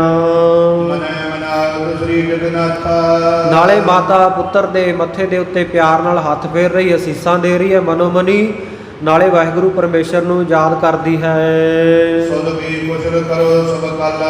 ਮਨੋ ਮਨੀ ਅਰਦਾਸ ਕਰ ਰਹੀ ਹੈ, ਮੇਰੇ ਪੁੱਤਰ ਦੀ ਹਮੇਸ਼ਾ ਰਾਜੀ ਖੁਸ਼ੀ ਰੱਖਣਾ। ਹੇ ਸਤਿਗੁਰੂ ਸੱਚੇ ਪਾਤਸ਼ਾਹ, ਹੇ ਅਕਾਲ ਪੁਰਖ ਵਾਹਿਗੁਰੂ, ਆਪ ਜੀ ਮਹਾਨ ਪੁਰਖ ਹੋ, ਦੀਨਾਂ ਦੇ ਉੱਤੇ ਦਿਆਲਤਾ ਕਰਨ ਵਾਲੇ ਹੋ। ਸਤਿਗੁਰੂ ਸੱਚੇ ਪਾਤਸ਼ਾਹ ਨੇ ਵੀ ਬੜੇ ਪਿਆਰ ਨਾਲ, ਬੜੇ ਸਤਿਕਾਰ ਨਾਲ ਮਾਤਾ ਦੇ ਚਰਨਾਂ ਉੱਤੇ ਸੀਸ ਰੱਖਿਆ। ਫਿਰ ਸਤਿਗੁਰੂ ਜੀ ਆਪਣੇ ਘਰ ਤੋਂ ਜਾਣ ਵਾਸਤੇ ਬਾਹਰ ਨਿਕਲੇ। ਜਿਹੜੇ ਨਗਰ ਦੇ ਸੁਲਤਾਨਪੁਰ ਦੇ ਪ੍ਰੇਮੀ ਸਨ ਸਤਿਗੁਰੂ ਜੀ ਦੇ, ਉਹ ਆ ਕੇ ਮਿਲੇ ਹਨ। ਸਤਿਗੁਰੂ ਸੱਚੇ ਪਾਤਸ਼ਾਹ ਜੀ ਦੇ ਦਰਸ਼ਨ ਕੀਤੇ, ਉਹਨਾਂ ਨੇ ਆ ਕੇ ਸਤਿਗੁਰੂ ਜੀ ਦੇ ਚਰਨਾਂ ਤੇ ਮੱਥਾ ਟੇਕਿਆ। ਸਤਿਗੁਰੂ ਜੀ ਆਪਣੀ ਸਵਾਰੀ ਦੇ ਉੱਤੇ ਸਵਾਰ ਹੋ ਗਏ। ਉਹ ਸਤਿਗੁਰੂ ਜੀ ਜਿਹੜੇ ਦੀਨਾਂ ਦੇ ਗਰੀਬਾਂ ਦੇ ਯਾਰ ਹਨ ਔਰ ਪ੍ਰਮਾਤਮਾ ਸਰੂਪ ਸਭ ਦੇ ਹਿਰਦਿਆਂ ਦੀਆਂ ਜਾਣਨ ਵਾਲੇ ਅੰਤਰਜਾਮੀ ਹਨ। ਔਰ ਇੱਧਰ ਸਤਿਗੁਰੂ ਸਾਹਿਬ ਜੀ ਦੇ ਪਿਤਾ ਮਹਿਤਾ ਕਾਲੂ ਜੀ ਆਪਣੇ ਪੁੱਤਰ ਨੂੰ ਬਹੁਤ ਸਿੱਖਿਆ ਦੇ ਵਚਨ ਆਖਦੇ ਹਨ ਕਿ ਧਨ ਕਿਵੇਂ ਕਮਾਇਆ ਜਾਵੇ, ਧਨ ਨੂੰ ਸਾਂਭ ਕੇ ਕਿਵੇਂ ਰੱਖਣਾ, ਇਹ ਸਿੱਖਿਆਦਾਇਕ ਵਚਨ ਕਹਿੰਦੇ ਹਨ। ਕਹਿਣ ਲੱਗੇ, ਹੇ ਪੁੱਤਰ, ਹੁਣ ਤੇਰਾ ਵਿਆਹ ਹੋ ਗਿਆ, ਤੇਰਾ ਸੰਬੰਧ ਪਤਨੀ ਦੇ ਨਾਲ ਹੋ ਚੁੱਕਾ ਹੈ। ਇਸ ਕਰਕੇ ਗ੍ਰਸਤੀਆਂ ਦੇ ਜਿਹੜੇ ਅਨੇਕਾਂ ਤਰ੍ਹਾਂ ਦੇ ਧੰਦੇ ਧੰਦਾਰ ਕੰਮਕਾਜ ਹੁੰਦੇ ਹਨ। ਹੁਣ ਤੇਰਾ ਪਰਿਵਾਰ ਅਗਾਂਹ ਵਧਣਾ ਹੈ, ਇਸ ਕਰਕੇ ਤੁਸੀਂ ਬਹੁਤਾ ਧਨ ਇਕੱਠਾ ਕਰੋ। ਪਰਿਵਾਰ ਵੱਡਾ ਹੋਣਾ, ਅੱਗੇ ਇਹ ਗੱਲ ਨੂੰ ਵਿਚਾਰ ਕੇ ਪਰਿਵਾਰ ਦੇ ਖਰਚੇ ਵਾਸਤੇ ਧਨ ਜੋੜੋ। ਹਾਂ, ਪਹਿਲਾਂ ਜਿਹੜੀ ਤੁਹਾਡੇ ਮਨ ਵਿੱਚ ਉਦਾਰਤਾ ਹੈ, ਬੜਾ ਪੁੰਨਦਾਨ ਕਰਦੇ ਹੋ, ਸੋ ਕਹਿੰਦੇ ਉਹਨੂੰ ਹੁਣ ਤਿਆਗ ਦਿਓ। ਗ੍ਰਸਤੀ ਮਨੁੱਖਾਂ ਦਾ ਜਿਹੜਾ ਰਸਤਾ, ਉਸ ਰਸਤੇ ਪੈ ਜਾਓ। ਜਿਹੜਾ ਧਨੀ ਪੁਰਖ ਹੁੰਦਾ ਨਾ ਪੁੱਤਰ, ਜਿਹਦੇ ਕੋਲੇ ਪੈਸਾ ਹੁੰਦਾ, ਉਹ ਸਾਰਿਆਂ ਦਾ ਹੀ ਪ੍ਰਧਾਨ ਗਿਣਿਆ ਜਾਂਦਾ ਸੰਸਾਰ ਵਿੱਚ। ਆਮ ਜਿਵੇਂ ਕਹਿੰਦੇ ਆ ਵੀ ਜਿਹਦੀ ਕੋਠੀ ਦਾਣੇ ਉਹਦੇ ਕਮਲੇ ਵੀ ਸਿਆਣੇ, ਕਹਿੰਦੇ ਜਿਹਦੇ ਕੋਲੇ ਪੈਸਾ ਹੁੰਦਾ ਉਹਨੂੰ ਸਾਰੇ ਹੀ ਪ੍ਰਧਾਨ ਮੰਨਦੇ ਆ। ਅਤੇ ਪ੍ਰਤੱਖ ਵੀ ਸਾਧ ਸੰਗਤ ਦੂਰ ਨਾ ਜਾਈਏ, ਆਪਣੇ ਪਿੰਡਾਂ ਦੇ ਵਿੱਚ ਗੁਰਦੁਆਰਿਆਂ ਦੀ ਉਦਾਹਰਨ ਲੈ ਲਓ। ਜਦੋਂ ਪ੍ਰਧਾਨ ਚੁਣਨਾ ਹੁੰਦਾ ਨਾ ਕੋਈ, ਅਤੇ ਉੱਥੇ ਸਾਧ ਸੰਗਤ ਫਿਰ ਇਹ ਨਹੀਂ ਦੇਖਿਆ ਜਾਂਦਾ ਵੀ ਅੰਮ੍ਰਿਤਧਾਰੀ ਤਿਆਰ ਬਰ ਤਿਆਰ ਰਹਿਤ ਮਰਿਆਦਾ ਵਿੱਚ ਪਰਪੱਕ ਸਿੰਘ ਕੌਣ ਹੈ। ਕਿਸੇ ਵੀ ਜਾਤੀ ਵਿੱਚੋਂ ਹੋਵੇ, ਭਾਵਨਾ ਵਾਲਾ ਸਿੰਘ ਹੋਣਾ ਚਾਹੀਦਾ, ਗੁਰੂ ਦੇ ਉੱਤੇ ਸ਼ਰਧਾ ਵਾਲਾ ਹੋਣਾ ਚਾਹੀਦਾ, ਰਹਿਤ ਮਰਿਆਦਾ ਦਾ ਜਿਹਨੂੰ ਆਪ ਪਤਾ ਹੋਵੇ, ਆਪ ਅੰਮ੍ਰਿਤਧਾਰੀ ਹੋਵੇ ਅਤੇ ਸੰਗਤਾਂ ਨੂੰ ਅੰਮ੍ਰਿਤ ਛਕਣ ਵਾਸਤੇ, ਗੁਰੂ ਵਾਲੇ ਬਣਨ ਵਾਸਤੇ, ਪਖੰਡ ਤੋਂ ਰਹਿਤ ਹੋਣ ਵਾਸਤੇ ਪ੍ਰੇਰਨਾ ਕਰ ਸਕਦਾ ਹੋਵੇ। ਜਿਹੜਾ ਇਹ ਚੀਜ਼ਾਂ ਤਾਂ ਨਹੀਂ ਦੇਖਦੇ। ਨਹੀਂ ਫਿਰ ਸਿਆਣੇ ਸਿਆਣੇ ਪਿੰਡ ਦੇ ਲੋਕ ਇਕੱਠੇ ਹੋ ਕੇ, ਜਿਹੜਾ ਕੋਈ ਥੋੜ੍ਹਾ ਜਿਹਾ ਪੈਸੇ ਵਾਲਾ ਬੰਦਾ ਹੁੰਦਾ ਨਾ, ਕਹਿੰਦੇ ਵੀ ਇਹਨੂੰ ਪ੍ਰਧਾਨ ਬਣਾ ਦਈਏ, ਕਿਉਂ ਲੋੜ ਪੈਣ 'ਤੇ ਪੈਸਾ ਕੋਲੋਂ ਵੀ ਲਾ ਸਕਦਾ, ਅਤੇ ਬਾਕੀ ਜੇ ਇਹਦੇ ਕੋਲ 4 ਪੈਸੇ ਹੈਗੇ ਆ ਚਲੋ ਠੀਕ ਹੈ, ਇਹਦਾ ਅਸਰ ਰਸੂਖ ਲੋਕਾਂ ਵਿੱਚ ਹੈ। ਪੈਸੇ ਵਾਲੇ ਨੂੰ ਪ੍ਰਧਾਨ ਬਣਾਇਆ ਜਾਂਦਾ, ਨਾ ਕਿ ਯੋਗਤਾ ਦੇਖੀ ਜਾਂਦੀ ਹੈ ਕਿ ਸ਼ਰਧਾ ਭਾਵਨਾ ਕਿਹਦੀ ਆ। ਆਮ ਪਿੰਡਾਂ ਦੇ ਗੁਰਦੁਆਰਿਆਂ ਤੋਂ ਲੈ ਕੇ ਸਾਡੀ ਸਿਰਮੌਰ ਸੰਸਥਾ ਸ਼੍ਰੋਮਣੀ ਕਮੇਟੀ ਤੱਕ ਦੇਖ ਲਓ, ਜੋ ਹਾਲ ਆਪਣੇ ਸਾਹਮਣੇ ਹੀ ਹੈ। ਸੋ ਇਸ ਪ੍ਰਕਾਰ ਸਤਿਗੁਰੂ ਸੱਚੇ ਪਾਤਸ਼ਾਹ ਜੀ ਨੂੰ ਸਿੱਖਿਆ ਦਿੰਦੇ ਹੋਏ ਮਹਿਤਾ ਕਾਲੂ ਜੀ ਕਹਿ ਰਹੇ ਹੈ, ਕਹਿੰਦੇ ਪੁੱਤਰ ਜਿਹਦੇ ਕੋਲੇ ਧਨ ਹੋਵੇ ਉਹੀ ਪ੍ਰਧਾਨ ਕਹਾਉਂਦਾ ਦੁਨੀਆ ਵਿੱਚ। ਧਨੀ ਮੂਲਕ ਕਹਿ ਤੁਸ ਜਾਨਾ, ਧਨੀ ਹੋਵੇ ਬੰਦਾ ਹੋਵੇ ਭਾਵੇਂ ਮੂਰਖ, ਤਾਂ ਵੀ ਲੋਕ ਉਹਨੂੰ ਸਿਆਣਾ ਕਹਿੰਦੇ ਹਨ। ਮਿਲੇ ਧਨੀ ਕੋ ਸਗਲ ਭਲਾਈ। ਸੋ ਇਸ ਪ੍ਰਕਾਰ ਕਹਿੰਦੇ ਸਾਰੇ ਤਰ੍ਹਾਂ ਦੀ ਜਿਹੜੀ ਭਲਾਈ ਹੈ, ਸਾਰੇ ਤਰ੍ਹਾਂ ਦਾ ਆਦਰ ਸਤਿਕਾਰ ਜਿਹੜਾ ਧਨੀ ਬੰਦੇ ਨੂੰ, ਪੈਸੇ ਵਾਲੇ ਬੰਦੇ ਨੂੰ ਮਿਲਦਾ ਹੈ। ਧਨ ਬਿਨ ਕਾਰਜ ਹੋਵੇ ਨਾ ਰਾਈ। ਧਨ ਤੋਂ ਬਿਨਾਂ ਤਾਂ ਕਹਿੰਦੇ ਰਾਈ ਮਾਤਰ ਵੀ ਕੋਈ ਕੰਮ ਨਹੀਂ ਹੁੰਦਾ। ਜੋ ਧਨ ਨਿਤ ਹੈ ਪ੍ਰਾਣ ਆਧਾਰਾ। ਜਿਸ ਕਰਕੇ ਇਹ ਤਨ ਦਾ ਨਿਰਵਾਹ ਹੋਵੇ, ਸੋ ਪ੍ਰਾਣਾਂ ਦਾ ਜਿਹੜਾ ਆਸਰਾ ਰੂਪ ਕਹਿੰਦੇ ਸੰਸਾਰ ਦੇ ਵਿੱਚ ਤਾਂ ਧਨ ਮਾਇਆ ਹੀ ਹੈ।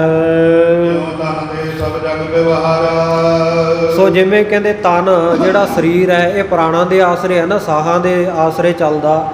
ਕਹਿੰਦੇ ਇਉਂ ਜਿਹੜਾ ਜਗ ਦਾ ਕਾਰ ਵਿਹਾਰ ਹੈ, ਕੰਮ ਕਾਜ ਹੈ, ਵਣਜ ਵਪਾਰ ਹੈ, ਸੰਸਾਰ ਦਾ ਦਾਰਮਦਾਰ ਉਹ ਵੀ ਧਨ ਦੇ ਨਾਲ, ਪੈਸੇ ਨਾਲ ਚੱਲਦਾ ਹੈ। ਜੋ ਜਲ ਹੀਨ ਤਾਲ ਸੁਹਾਵਾ। ਜਿਵੇਂ ਜਲ ਤੋਂ ਹੀਣਾ ਜਿਹੜਾ ਤਾਲ ਹੈ, ਸਰੋਵਰ ਹੈ, ਉਹ ਸ਼ੋਭਾ ਨਹੀਂ ਪਾਉਂਦਾ, ਖਾਲੀ ਸਰੋਵਰ ਚੰਗਾ ਸੋਹਣਾ ਨਹੀਂ ਲੱਗਦਾ। ਜੋ ਧਨ ਬਿਨ ਨਰ ਸ਼ੋਭ ਨਾ ਪਾਵੇ। ਇਸੇ ਤਰ੍ਹਾਂ ਧਨ ਤੋਂ ਵੀ ਹੋਣਾ ਜਿਹੜਾ ਮਨੁੱਖ ਹੈ ਨਾ, ਕੰਗਾਲ ਐਵੇਂ ਨੰਗ ਮਲੰਗਾ, ਉਹ ਸ਼ੋਭਾ ਨਹੀਂ ਪਾਉਂਦਾ। ਸਜਲ ਮੇਲ ਬਿਨ ਜਿਉ ਪ੍ਰਿਖ ਨਾਹੀ। ਸੋ ਜਿਵੇਂ ਕਹਿੰਦੇ ਜਲ ਦੇ ਭਰੇ ਹੋਏ ਜਿਹੜੇ ਮੇਘ ਆ, ਬੱਦਲ ਹੈ, ਉਹਨਾਂ ਤੋਂ ਬਿਨਾਂ ਕਹਿੰਦੇ ਬੱਦਲ ਤੋਂ ਬਿਨਾਂ, ਪਾਣੀ ਤੋਂ ਬਿਨਾਂ ਜਿਵੇਂ ਖੇਤੀ ਨਹੀਂ ਹੁੰਦੀ। ਧਨ ਬਿਨ ਜਿਉ ਬੰਜ ਨਾਹੀ। ਇਸੇ ਤਰ੍ਹਾਂ ਪੁੱਤਰ ਧਨ ਤੋਂ ਬਿਨਾਂ ਕਹਿੰਦੇ ਕੋਈ ਵਣਜ ਵਪਾਰ ਨਹੀਂ ਹੋ ਸਕਦਾ। ਯਾਗਦ ਨਾਨਾ ਜੁਗਤ ਚਰਤੈ।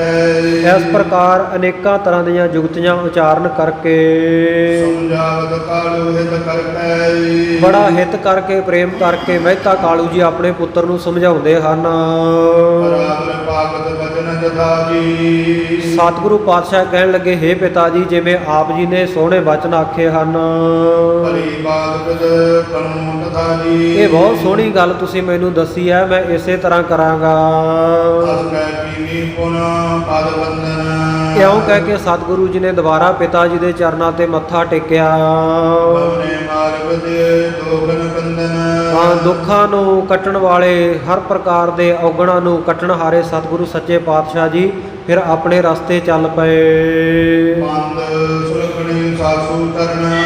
ਸਤਿਗੁਰੂ ਸੱਚੇ ਪਾਤਸ਼ਾਹ ਜੀ ਦੀ ਸੁਪਤਨੀ ਮਾਤਾ ਸੁਲੱਖਣੀ ਜੀ ਨੇ ਆਪਣੀ ਸੱਸ ਮਾਤਾ ਤ੍ਰਿਪਤਾ ਜੀ ਦੇ ਚਰਨਾਂ ਉੱਤੇ ਮੱਥਾ ਟੇਕਿਆ। ਮਿਲਤ ਸਨੇਹ ਸੰਗ ਕਰ ਕਰਨਾ।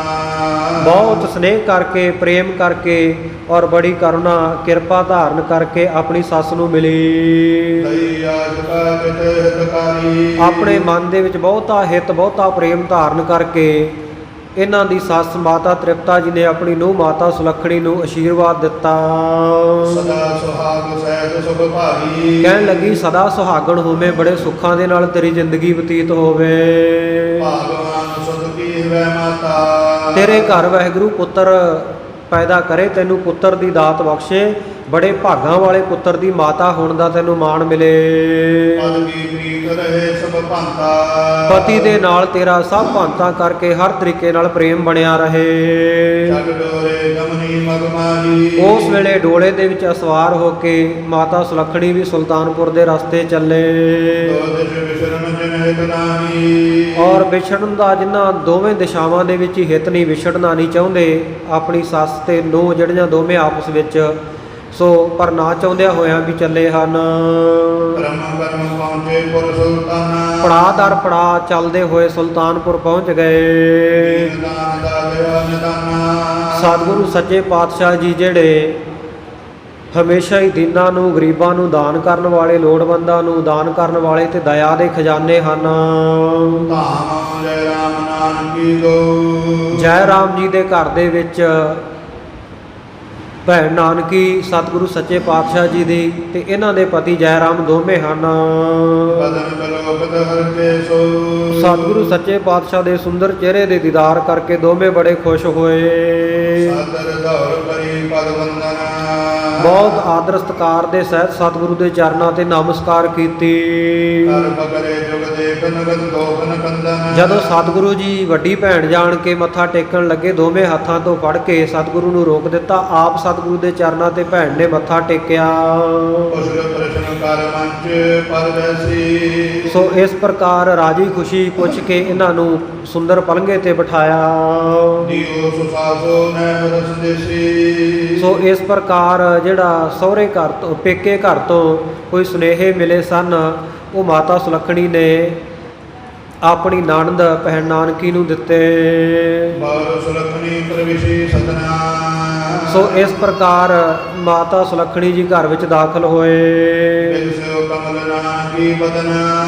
ਮਾਤਾ ਨਾਨਕੀ ਭੈਣ ਨਾਨਕੀ ਦਾ ਚਿਹਰਾ ਬੜਾ ਖੁਸ਼ ਹੋਇਆ, ਪ੍ਰਸੰਨ ਹੋਇਆ ਦੇਖ ਕੇ। ਬੰਦਨ ਕਰਤ ਦੀਨ ਗਲ ਰਾਈ। ਔਰ ਇਸ ਪ੍ਰਕਾਰ ਇਹਨੇ ਵੰਦਨਾ ਕੀਤੀ ਮਾਤਾ ਸੁਲੱਖਣੀ ਨੇ ਭੈਣ ਨਾਨਕੀ ਦੇ ਚਰਨਾਂ ਤੇ। ਭੈਣ ਨਾਨਕੀ ਨੇ ਗਲ ਨਾਲ ਲਾ ਲਿਆ। ਜਨਮ ਰੰਗ ਜਿਉ ਨਾਨਕ ਪਾਈ। ਜਿਵੇਂ ਕੋਈ ਸਾਧ ਸੰਗਤ ਜੀ ਜਨਮ ਤੋਂ ਹੀ ਨੰਗਾ ਭੁੱਖਾ ਹੋਵੇ, ਕੰਗਲਾ ਹੋਵੇ ਤੇ ਉਹਨੂੰ ਨੌ ਨਿੱਧਾਂ ਖਜ਼ਾਨੇ ਮਿਲ ਜਾਣ।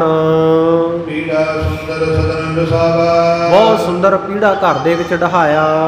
ਤਾ ਪਰ ਕਲਕਾਰ ਕਰ ਦਸਾਵਾ। ਉਹਦੇ ਉੱਤੇ ਸੋਹਣਾ ਜਿਹੜਾ ਆਸਣ ਵਿਛਾਇਆ ਗਿਆ। ਸੁਣੀਐ ਸ੍ਰੀ ਅੰਗਦ ਕਹਿ ਬਾਲਾ। ਭਾਈ ਵਾਲਾ ਜੀ ਕਹਿੰਦੇ, ਹੇ ਗੁਰੂ ਅੰਗਦ ਦੇਵ ਜੀ ਸੁਣੀਏ। ਹਾਂ ਸੁਨ ਸੁਧ ਆਪਨ ਤਤ ਕਾਲਾ। ਜਦੋਂ ਮੈਨੂੰ ਪਤਾ ਲੱਗਿਆ ਕਿ ਮੇਰੇ ਮਾਲਕ ਸਤਿਗੁਰੂ ਨਾਨਕ ਦੇਵ ਜੀ ਮਹਾਰਾਜ ਉਹ ਤਲਵੰਡੀ ਤੋਂ ਚੱਲ ਕੇ ਸੁਲਤਾਨਪੁਰ ਆ ਪਹੁੰਚੇ ਹਨ, ਕਹਿੰਦੇ ਮੈਂ ਵੀ ਉਸੇ ਵੇਲੇ ਚੱਲ ਪਿਆ ਦਰਸ਼ਨ ਕਰਨ। ਬਮਨਿਉ ਲੈ ਕੈਸੀ ਕਤਦਾਈ। ਹੱਟ ਸਾਹਿਬ ਤੋਂ ਮੋਦੀ ਖਾਨੇ ਤੋਂ ਚੱਲ ਕੇ ਕਹਿੰਦੇ ਮੈਂ ਉੱਥੇ ਜਾ ਪਹੁੰਚਿਆ ਜਿੱਥੇ ਮੁਕਤੀ ਦਾਤੇ ਸਤਿਗੁਰੂ ਜੀ ਭੈਣ ਨਾਨਕੀ ਦੇ ਘਰ ਹਨ। ਦਰਸ਼ਨ ਦੇ ਰਾਸ ਅਲਗਾਈ। ਸਤਿਗੁਰੂ ਜੀ ਦੇ ਦਰਸ਼ਨਾਂ ਦੀ ਲਾਲਸਾ ਇੱਛਾ ਮੇਰੇ ਮਨ ਵਿੱਚ ਬਹੁਤ ਤੋਂ ਬਹੁਤ ਹੈ ਸੀ। ਜਬੈ ਬਲੋਕੇ ਬੇਦੀ ਨੰਦਨ। ਜਦੋਂ ਮੈਂ ਬੇਦੀਆਂ ਦੇ ਪੁੱਤਰ ਸਤਿਗੁਰੂ ਨਾਨਕ ਦੇਵ ਜੀ ਦੇ ਦਰਸ਼ਨ ਕੀਤੇ, ਪਦ ਅਰਬਿੰਦੈ ਕੀਨੀ ਬੰਦਨ। ਸਤਿਗੁਰੂ ਜੀ ਦੇ ਕਮਲਾਂ ਵਰਗੇ ਚਰਨਾਂ ਉੱਤੇ ਮੈਂ ਨਮਸਕਾਰ ਕੀਤੀ। ਚਿਤ ਕਰਤਾਰ ਰਹਿ ਕਹਿ ਪਾਣੀ। ਸਤਿਗੁਰੂ ਨੇ ਅੱਗੋਂ ਬਚਨ ਕੀਤੇ, ਆਸ਼ੀਰਵਾਦ ਦਿੱਤਾ ਕਿ ਹੇ ਭਾਈ ਬਾਲੇ, ਤੇਰੇ ਚਿੱਤ ਵਿੱਚ ਸਦਾ ਕਰਤਾਰ ਵਸਿਆ ਰਹੇ। ਵਾਹਿਗੁਰੂ ਤੈਨੂੰ ਹਮੇਸ਼ਾ ਚਿੱਤ ਆਵੇ। ਕੁਸ਼ਲ ਪੂਜ ਬਹੁ ਕਰਨਾ ਠਾਨੀ। ਫਿਰ ਸਤਿਗੁਰੂ ਨੇ ਬੜੀ ਕਿਰਪਾ ਧਾਰਨ ਕਰਕੇ ਮੈਨੂੰ ਰਾਜੀ ਖੁਸ਼ੀ ਪੁੱਛੀ। ਆਉ ਬੋਲਿਓ ਨਿਤ ਕੁਸ਼ਲੈ ਮੇਰੀ। ਅੱਗੋਂ ਮੈਂ ਬੋਲਿਆ, ਮਹਾਰਾਜ ਸੱਚੇ ਪਾਤਸ਼ਾਹ ਮੇਰੇ ਤਾਂ ਨਿੱਤਾ ਪ੍ਰਤੀ ਚੜ੍ਹਦੀ ਕਲਾ ਹੈ। ਕਰੇ ਨਿਕੰਦਨ ਦੁਖ ਇਕ ਵੇਰੀ। ਕਿਉਂਕਿ ਆਪ ਜੀ ਨੇ ਇੱਕੋ ਵਾਰ ਵਿੱਚ ਮੇਰੇ ਸਾਰੇ ਦੁੱਖ ਕੱਟ ਦਿੱਤੇ ਹਨ। ਧਿਆਨ ਤੁਮਾਰੋ ਸਦੇ ਵਸਾਵਾ। ਤੁਹਾਡਾ ਧਿਆਨ ਮੈਂ ਹਮੇਸ਼ਾ ਆਪਣੇ ਹਿਰਦੇ ਵਿੱਚ ਫਸਾ ਕੇ ਰੱਖਿਆ ਹੋਇਆ ਹੈ। ਤੀਨ ਤਾਪ ਤਨ ਛੋਣ ਨ ਪਾਵਾ। ਤਿੰਨੇ ਪ੍ਰਕਾਰ ਦੇ ਜਿਹੜੇ ਤਾਪ ਹੈ ਉਹ ਮੇਰੇ ਤਨ ਨੂੰ ਹੁਣ ਛੂਹ ਨਹੀਂ ਸਕਦੇ। ਤੁਹਾਡੀ ਬਹੁਤ ਕਿਰਪਾ ਹੈ। ਆਦਿ ਵਿਆਧੀ ਉਪਾਧੀ ਤਿੰਨੇ ਤਾਪ ਨਿਵਾਰਨ ਹਾਰਾ। ਦੁਖ ਹੰਤਾ ਸੁਖ ਰਾਸ ਤਾ ਕੋ ਵਿਘਨ ਨਾ ਕੋਊ ਲਾਗੈ। ਜਾ ਕੀ ਪ੍ਰਭ ਆਗੈ ਅਰਦਾਸ। ਮਹਾਰਾਜ ਤੁਹਾਡੇ ਚਰਨਾਂ ਵਿੱਚ ਮੈਂ ਬੇਨਤੀਆਂ ਕਰਦਾ ਰਹਿਣਾ। ਤੁਹਾਡਾ ਧਿਆਨ ਮੈਂ ਹਿਰਦੇ ਵਿੱਚ ਰੱਖਦਾ, ਧਾਰਨ ਕਰਦਾ, ਹਰ ਸਮੇਂ ਧਿਆਨ ਧਰਦਾ ਤੁਹਾਡਾ। ਇਸ ਕਰਕੇ ਤਿੰਨੇ ਪ੍ਰਕਾਰ ਦੇ ਜਿਹੜੇ ਤਾਪ ਹੈ, ਨਾ ਸਰੀਰਕ ਨਾ ਮਾਨਸਿਕ ਨਾ ਕੋਈ ਉੱਤੋਂ ਆ ਪਈ ਵਿਪਤਾ, ਇਹ ਮੇਰੇ ਤਨ ਨੂੰ ਛੂਹ ਵੀ ਨਹੀਂ ਸਕਦੇ। ਪ੍ਰੇਮੀ ਹੁੰਦੇ ਨਗਰ ਭੇਜਈ। ਸੁਲਤਾਨਪੁਰ ਨਗਰ ਵਿੱਚ ਹੋਰ ਜਿੰਨੇ ਸਤਿਗੁਰੂ ਜੀ ਦੇ ਪ੍ਰੇਮੀ ਸਨ, ਦਰਸ਼ਨ ਕਰਨ ਆਏ ਸਭ ਤੇਈ। ਸਾਰੇ ਸਤਿਗੁਰੂ ਸੱਚੇ ਪਾਤਸ਼ਾਹ ਦੇ ਦੀਦਾਰ ਕਰਨ ਪਹੁੰਚੇ। ਬੰਦੇ ਪਦ ਅਰਵਿੰਦ ਮੁਕੰਦਾ।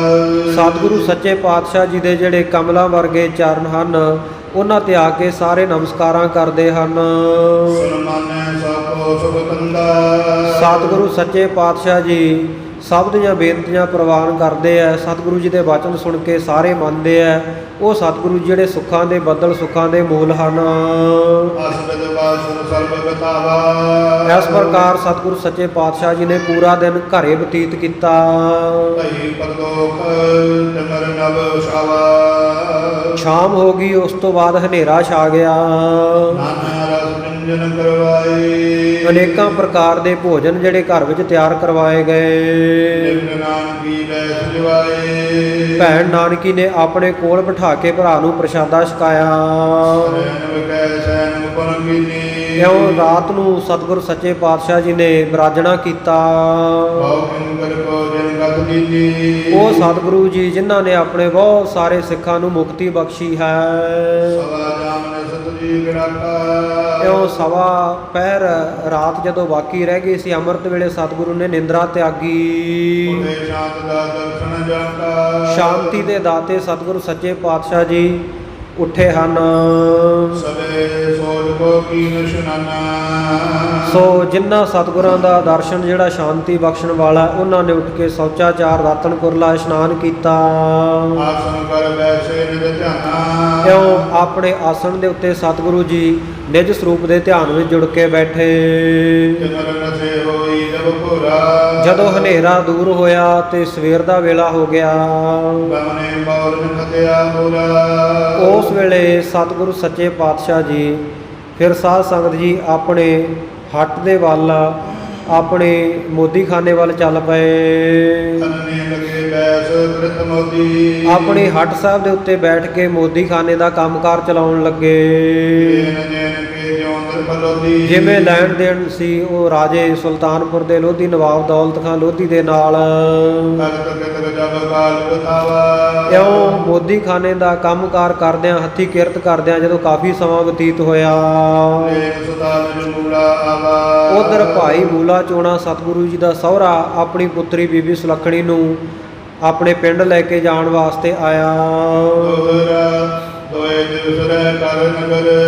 2 ਦਿਨ ਇਸ ਨਗਰ ਸੁਲਤਾਨਪੁਰ ਵਿਖੇ ਰਹਿ ਕਰਕੇ ਏ ਤਤੀਆਂ ਨਿਜ ਸੰਗ। ਆਪਣੀ ਪੁੱਤਰੀ ਸੁਲੱਖਣੀ ਨੂੰ ਨਾਲ ਲੈ ਕੇ ਚਲੇ ਗਏ। ਕਰਮ ਕਰਮ ਪਹੁੰਚੋ ਸਦਨ ਕੋ। ਸੋ ਇਸ ਪ੍ਰਕਾਰ ਪੜਾਅ ਦਰ ਪੜਾਅ ਆਪਣੇ ਘਰ ਬਟਾਲੇ ਵਿਖੇ ਜਾ ਪਹੁੰਚਿਆ ਭਾਈ ਮੂਲਾ।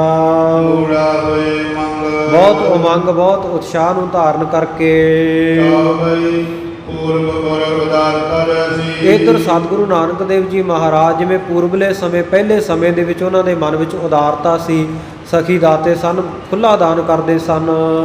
ਕਰੈ ਕੌਰ ਸੁਖ ਸਾਗਰ ਤੈਸੀ। ਸੁੱਖਾਂ ਦੇ ਸਾਗਰ ਸਤਿਗੁਰੂ ਜੀ ਨੇ ਹੁਣ ਵੀ ਉਹੀ ਰੀਤੀ ਅਪਣਾਈ ਹੋਈ ਆ, ਹੁਣ ਵੀ ਖੁੱਲਾ ਦਾਨ ਕਰਦੇ ਹਨ। ਜਿਉ ਸੁਰ ਸਰਗਤ ਪ੍ਰਤੀ ਗਮਨੀ। ਜਿਵੇਂ ਸਾਧ ਸੰਗਤ ਜੀ ਸੁਰਸਰੀ ਜਿਹੜੀ ਨਦੀ ਹੈ ਗੰਗਾ, ਉਹ ਹਮੇਸ਼ਾ ਹੀ ਕਹਿੰਦੇ ਚੜ੍ਹਦੇ ਵੱਲ ਨੂੰ ਵਗਦੀ ਹੈ। ਕਦੇ ਨਾ ਬਿਹਰੈ ਪਚਮਨੀ। ਉਹ ਪੂਰਬ ਨੂੰ ਜਾਂਦੀ ਹੈ, ਕਦੇ ਵੀ ਉਹ ਪੱਛਮ ਵੱਲ ਨੂੰ ਨਹੀਂ ਵਗਦੀ। ਜਿਉ ਸੂਰਜ ਕੋ ਧਰਮ ਸੁਹਾਵਨ। ਜਿਵੇਂ ਹਮੇਸ਼ਾ ਸੂਰਜ ਦਾ ਧਰਮ ਜਿਹੜਾ ਸੁਹਾਵਣਾ ਹੈ, ਸਦਾ ਤਿਮਰ ਕੋ ਕਰੈ ਨਿਸ਼ਾਨ। ਹਮੇਸ਼ਾ ਹਨੇਰੇ ਨੂੰ ਦੂਰ ਕਰਦਾ ਸੂਰਜ। ਜੋ ਰੰਗਨ ਕੋ ਕਟ ਨਿਵਾਰਨ। ਇਸੇ ਤਰ੍ਹਾਂ ਸਤਿਗੁਰੂ ਸੱਚੇ ਪਾਤਸ਼ਾਹ ਰੰਕਾਂ ਦੇ, ਕੰਗਾਲਿਆਂ ਦੇ, ਨੰਗੇ ਭੁੱਖਿਆਂ ਦੇ ਕਸ਼ਟਾਂ ਨੂੰ ਨਿਵਾਰਦੇ ਹਨ, ਦੂਰ ਕਰਦੇ ਹਨ। ਕਰੈ ਸਦਾ ਜੋ ਦਾਸ ਉਬਾਰਨ। ਜਿਹੜੇ ਹਮੇਸ਼ਾ ਹੀ ਆਪਣੇ ਦਾਸਾਂ ਨੂੰ ਉਬਾਰਦੇ ਹਨ, ਹਮੇਸ਼ਾ ਆਪਣੇ ਦਾਸਾਂ ਨੂੰ ਉੱਚੇ ਚੁੱਕਦੇ ਹਨ। ਜੋ ਸੁਰਤਰ ਕੋ ਸਬਕ ਸੁਭਾਉ। ਜਿਵੇਂ ਸਾਧ ਸੰਗਤ ਜੀ ਕਲਪ ਵਿਰਸ਼ ਜਿਹੜਾ, ਉਹਦਾ ਬੜਾ ਸੁਭਾਗਾ, ਚੰਗਾ, ਸੋਹਣਾ ਸੁਭਾਅ ਹੈ। ਜੇ ਛੂਛਾ ਚੋਰ ਨ ਕਾਹੂ। ਜਿਹੜਾ ਵੀ ਕਲਪ ਵਿਰਸ਼ ਦੇ ਕੋਲ ਆ ਕੇ ਜਿਹੜੀ ਮੰਗ ਮੰਗਦਾ, ਕੋਈ ਕਦੇ ਖਾਲੀ ਨਹੀਂ ਜਾਂਦਾ। ਜੋ ਕਰੈ ਅਧਰਮ ਅਰਥ ਨ ਅੰਕਾਰ। ਇਸ ਤਰ੍ਹਾਂ ਜਿਹੜੇ ਆ ਕੇ ਧਨ ਅਰਥੇ ਸਤਿਗੁਰੂ ਜੀ ਦੇ ਰੰਕ, ਗਰੀਬ, ਕੰਗਲੇ, ਲੋੜਵੰਦ ਆਉਂਦੇ ਹਨ। ਦੇ ਸਬਨ ਕੋ ਬਦਨ ਭਯੰਕਾਰ। ਸੋ ਚੰਦਰਮਾ ਵਰਗੇ ਮੁਖ ਵਾਲੇ ਸਤਿਗੁਰੂ ਜੀ ਸਾਰਿਆਂ ਨੂੰ ਖੁੱਲਾ ਦਾਨ ਦਿੰਦੇ ਹਨ। ਦੌਲਤ ਖਾਨ ਕਰਤ ਦੇ ਥੋਰਾ। ਦੌਲਤ ਖਾਨ ਤੋਂ ਜਿਹੜਾ ਖਰਚਾ ਲੈਂਦੇ ਹਨ ਉਹ ਥੋੜਾ ਹੈ, ਦੌਲਤ ਸਾਲਾ ਰੰਕਨ ਹੋਰਾ। ਪਰ ਜਿਹੜਾ ਗਰੀਬਾਂ ਨੂੰ ਦਾਨ ਕਰਦੇ ਆ ਉਹ ਬਹੁਤ ਦਾਨ ਕਰਦੇ ਹਨ। ਸਰਬ ਦਿਵਸ ਮੈਂ ਅਪਰਨਕਾਰਾ। ਸਾਰੇ ਦਿਨ ਵਿੱਚ ਹੋਰ ਕੋਈ ਕੰਮਕਾਰ ਨਹੀਂ ਕਰਦੇ। ਜੀਤੈ ਜੀਤੇ ਦਾਨ ਉਤਾਰਾ। ਇਸ ਤਰ੍ਹਾਂ ਦਾਨ ਦਿੰਦੇ ਹੀ ਸਤਿਗੁਰੂ ਸੱਚੇ ਪਾਤਸ਼ਾਹ ਸ੍ਰੇਸ਼ਟ ਦਾ, ਸਖੀ ਦਾਤੇ ਦਾ ਸਾਰਾ ਦਿਨ ਬਤੀਤ ਹੁੰਦਾ ਹੈ। ਦੋਹਰਾ ਮਨੋ ਪੁੰਨ ਤਨ ਧਾਰ ਜਿਨਿਜ। ਇਉਂ ਮੰਨੋ ਵੀ ਸਤਿਗੁਰੂ ਸੱਚੇ ਪਾਤਸ਼ਾਹ ਜੀ ਦਾ ਸਰੂਪ ਜਿਹੜਾ ਪੁੰਨ ਨੇ ਆਪ ਧਾਰਨ ਕੀਤਾ ਹੋਇਆ ਹੈ ਕੀਨੀ ਆਨ ਦੁਕਾਨ ਤੇ ਪੁੰਨ ਨੇ ਸਤਿਗੁਰੂ ਦਾ ਸਰੂਪ ਧਾਰਨ ਕਰਕੇ ਇਹ ਦੁਕਾਨ ਇਹ ਹੱਟੀ ਹੱਟ ਸਾਹਿਬ ਚਲਾਇਆ ਹੋਇਆ ਹੈ। ਜੋ ਲਗਨਤਾ ਜਿਹੜਾ ਵੀ ਕੋਈ ਭੁੱਖਾ ਜਾਂ ਨੰਗ ਮਲੰਗ ਸਤਿਗੁਰੂ ਕੋਲ ਆਉਂਦਾ ਹੈ ਤਜੇ ਪੁਰ ਸੁਲਤਾਨ ਸੋ ਸੁਲਤਾਨਪੁਰ ਨਗਰ ਦੇ ਵਿੱਚ ਉਹ ਕਹਿੰਦੇ ਸਤਿਗੁਰੂ ਨੇ ਇੰਨਾ ਦਾਨ ਕੀਤਾ ਉਹਨਾਂ ਭੁੱਖਿਆਂ ਨੰਗਿਆਂ ਨੂੰ ਕਿ ਜਿਹੜਾ ਦਲਿੱਦਰ ਹੈ ਭੁੱਖ ਹੈ ਤੇ ਇਸੇ ਤਰ੍ਹਾਂ ਨਗਨਤਾ ਜਿਹੜੇ ਕੋਈ ਤਨ ਦੇ ਉੱਤੇ ਜਿਨ੍ਹਾਂ ਦੇ ਵਸਤਰ ਨਹੀਂ ਦਲਿੱਦਰ ਭੁੱਖ ਨੰਗ ਜਿਹੜੀ ਉਹ ਇਉਂ ਮੰਨੋ ਵੀ ਸੁਲਤਾਨਪੁਰ ਨਗਰ ਨੂੰ ਛੱਡ ਕੇ ਹੀ ਚਲੀ ਗਈ ਹੈ। ਚੌਪਈ ਬਿਸਮੈ ਨਗਰ ਵਿਖੇ ਨਰ ਨਾਰੀ ਸਾਰੇ ਨਗਰ ਦੇ ਜਿਹੜੇ ਇਸਤਰੀ ਪੁਰਸ਼ ਬੜੇ ਹੈਰਾਨ ਹੁੰਦੇ ਹਨ। ਮਨ ਅਨੁਮਾਨਤ ਮਤ ਨਿਹਾਰੀ ਮਨ ਦੇ ਵਿੱਚ ਅੰਦਾਜ਼ੇ ਲਾਉਂਦੇ ਕਿਆਸ ਰਾਈਆਂ ਕਰਦੇ ਹੋਏ ਜਿਨ੍ਹਾਂ ਦੀ ਮੱਤ ਬੁੱਧੀ ਹਾਰ ਚੁੱਕੀ ਹੈ। ਕਿਉ ਲਗੈ ਰਸਾਇਣ ਕਰਹੀ ਕੋਈ ਆਪਣੇ ਮਨ ਵਿੱਚ ਜਾਣਦਾ ਹੈ ਵੀ ਸਤਿਗੁਰ ਸੱਚੇ ਪਾਤਸ਼ਾਹ ਨੇ ਕੋਈ ਰਸਾਇਣ ਬਣਾਈ ਹੋਈ ਹੈ ਤੇ ਉਹ ਰਸਾਇਣ ਨੂੰ ਕਲੀ ਦੇ ਉੱਤੇ ਪਾ ਕੇ ਤੇ ਉਹਦੀ ਚਾਂਦੀ ਬਣਾ ਲੈਂਦੇ ਆ, ਤਾਂਬੇ ਦੇ ਉੱਤੇ ਪਾ ਕੇ ਉਹਦਾ ਸੋਨਾ ਬਣਾ ਕੇ ਗਾਂਹ ਵੇਚਦੇ ਆ, ਤਾਂ ਕਰਕੇ ਇੰਨਾ ਧਨ ਹੈ ਜਿਸ ਕਰਕੇ ਖੁੱਲਾ ਦਾਨ ਕਰਦੇ ਹਨ। ਕੋਈ ਕਹਿੰਦਾ ਹੈ ਵੀ ਇਹ ਧਰਮ ਕਰਮ ਬਹੁਤ ਕਰਦੇ ਆ, ਧਰਮ ਕਰਕੇ ਇਹਨਾਂ ਦੇ ਜਿਹੜੀ ਕਿਰਤ ਕਮਾਈ ਵਿੱਚ ਵਾਧਾ ਹੁੰਦਾ ਹੈ। ਕੋਈ ਅੰਦਾਜ਼ੇ ਲਾਉਂਦਾ ਹੈ ਵੀ ਇਹ ਕਲਾਵਾਨ ਹੈ, ਸ਼ਕਤੀਵਾਨ ਹਨ। ਕੋਈ ਬੰਦੇ ਇਉਂ ਅੰਦਾਜ਼ੇ ਲਾਈ ਜਾਂਦੇ ਆ ਵੀ ਇਹਨਾਂ ਦੇ ਕੋਲੇ ਪਾਰਸ ਦੀ ਵੱਟੀ ਹੈ, ਲੋਹਾ ਤਾਂਬਾ ਇਤਿਆਦਿਕ ਜਿਹੜੀਆਂ ਧਾਤੂਆਂ 8 ਪ੍ਰਕਾਰ ਦੀਆਂ ਉਹਨਾਂ ਨੂੰ ਲਾ ਕੇ ਉਹਦਾ ਸੋਨਾ ਬਣਾ ਕੇ ਵੇਚਦੇ ਹੋਣੇ ਆ।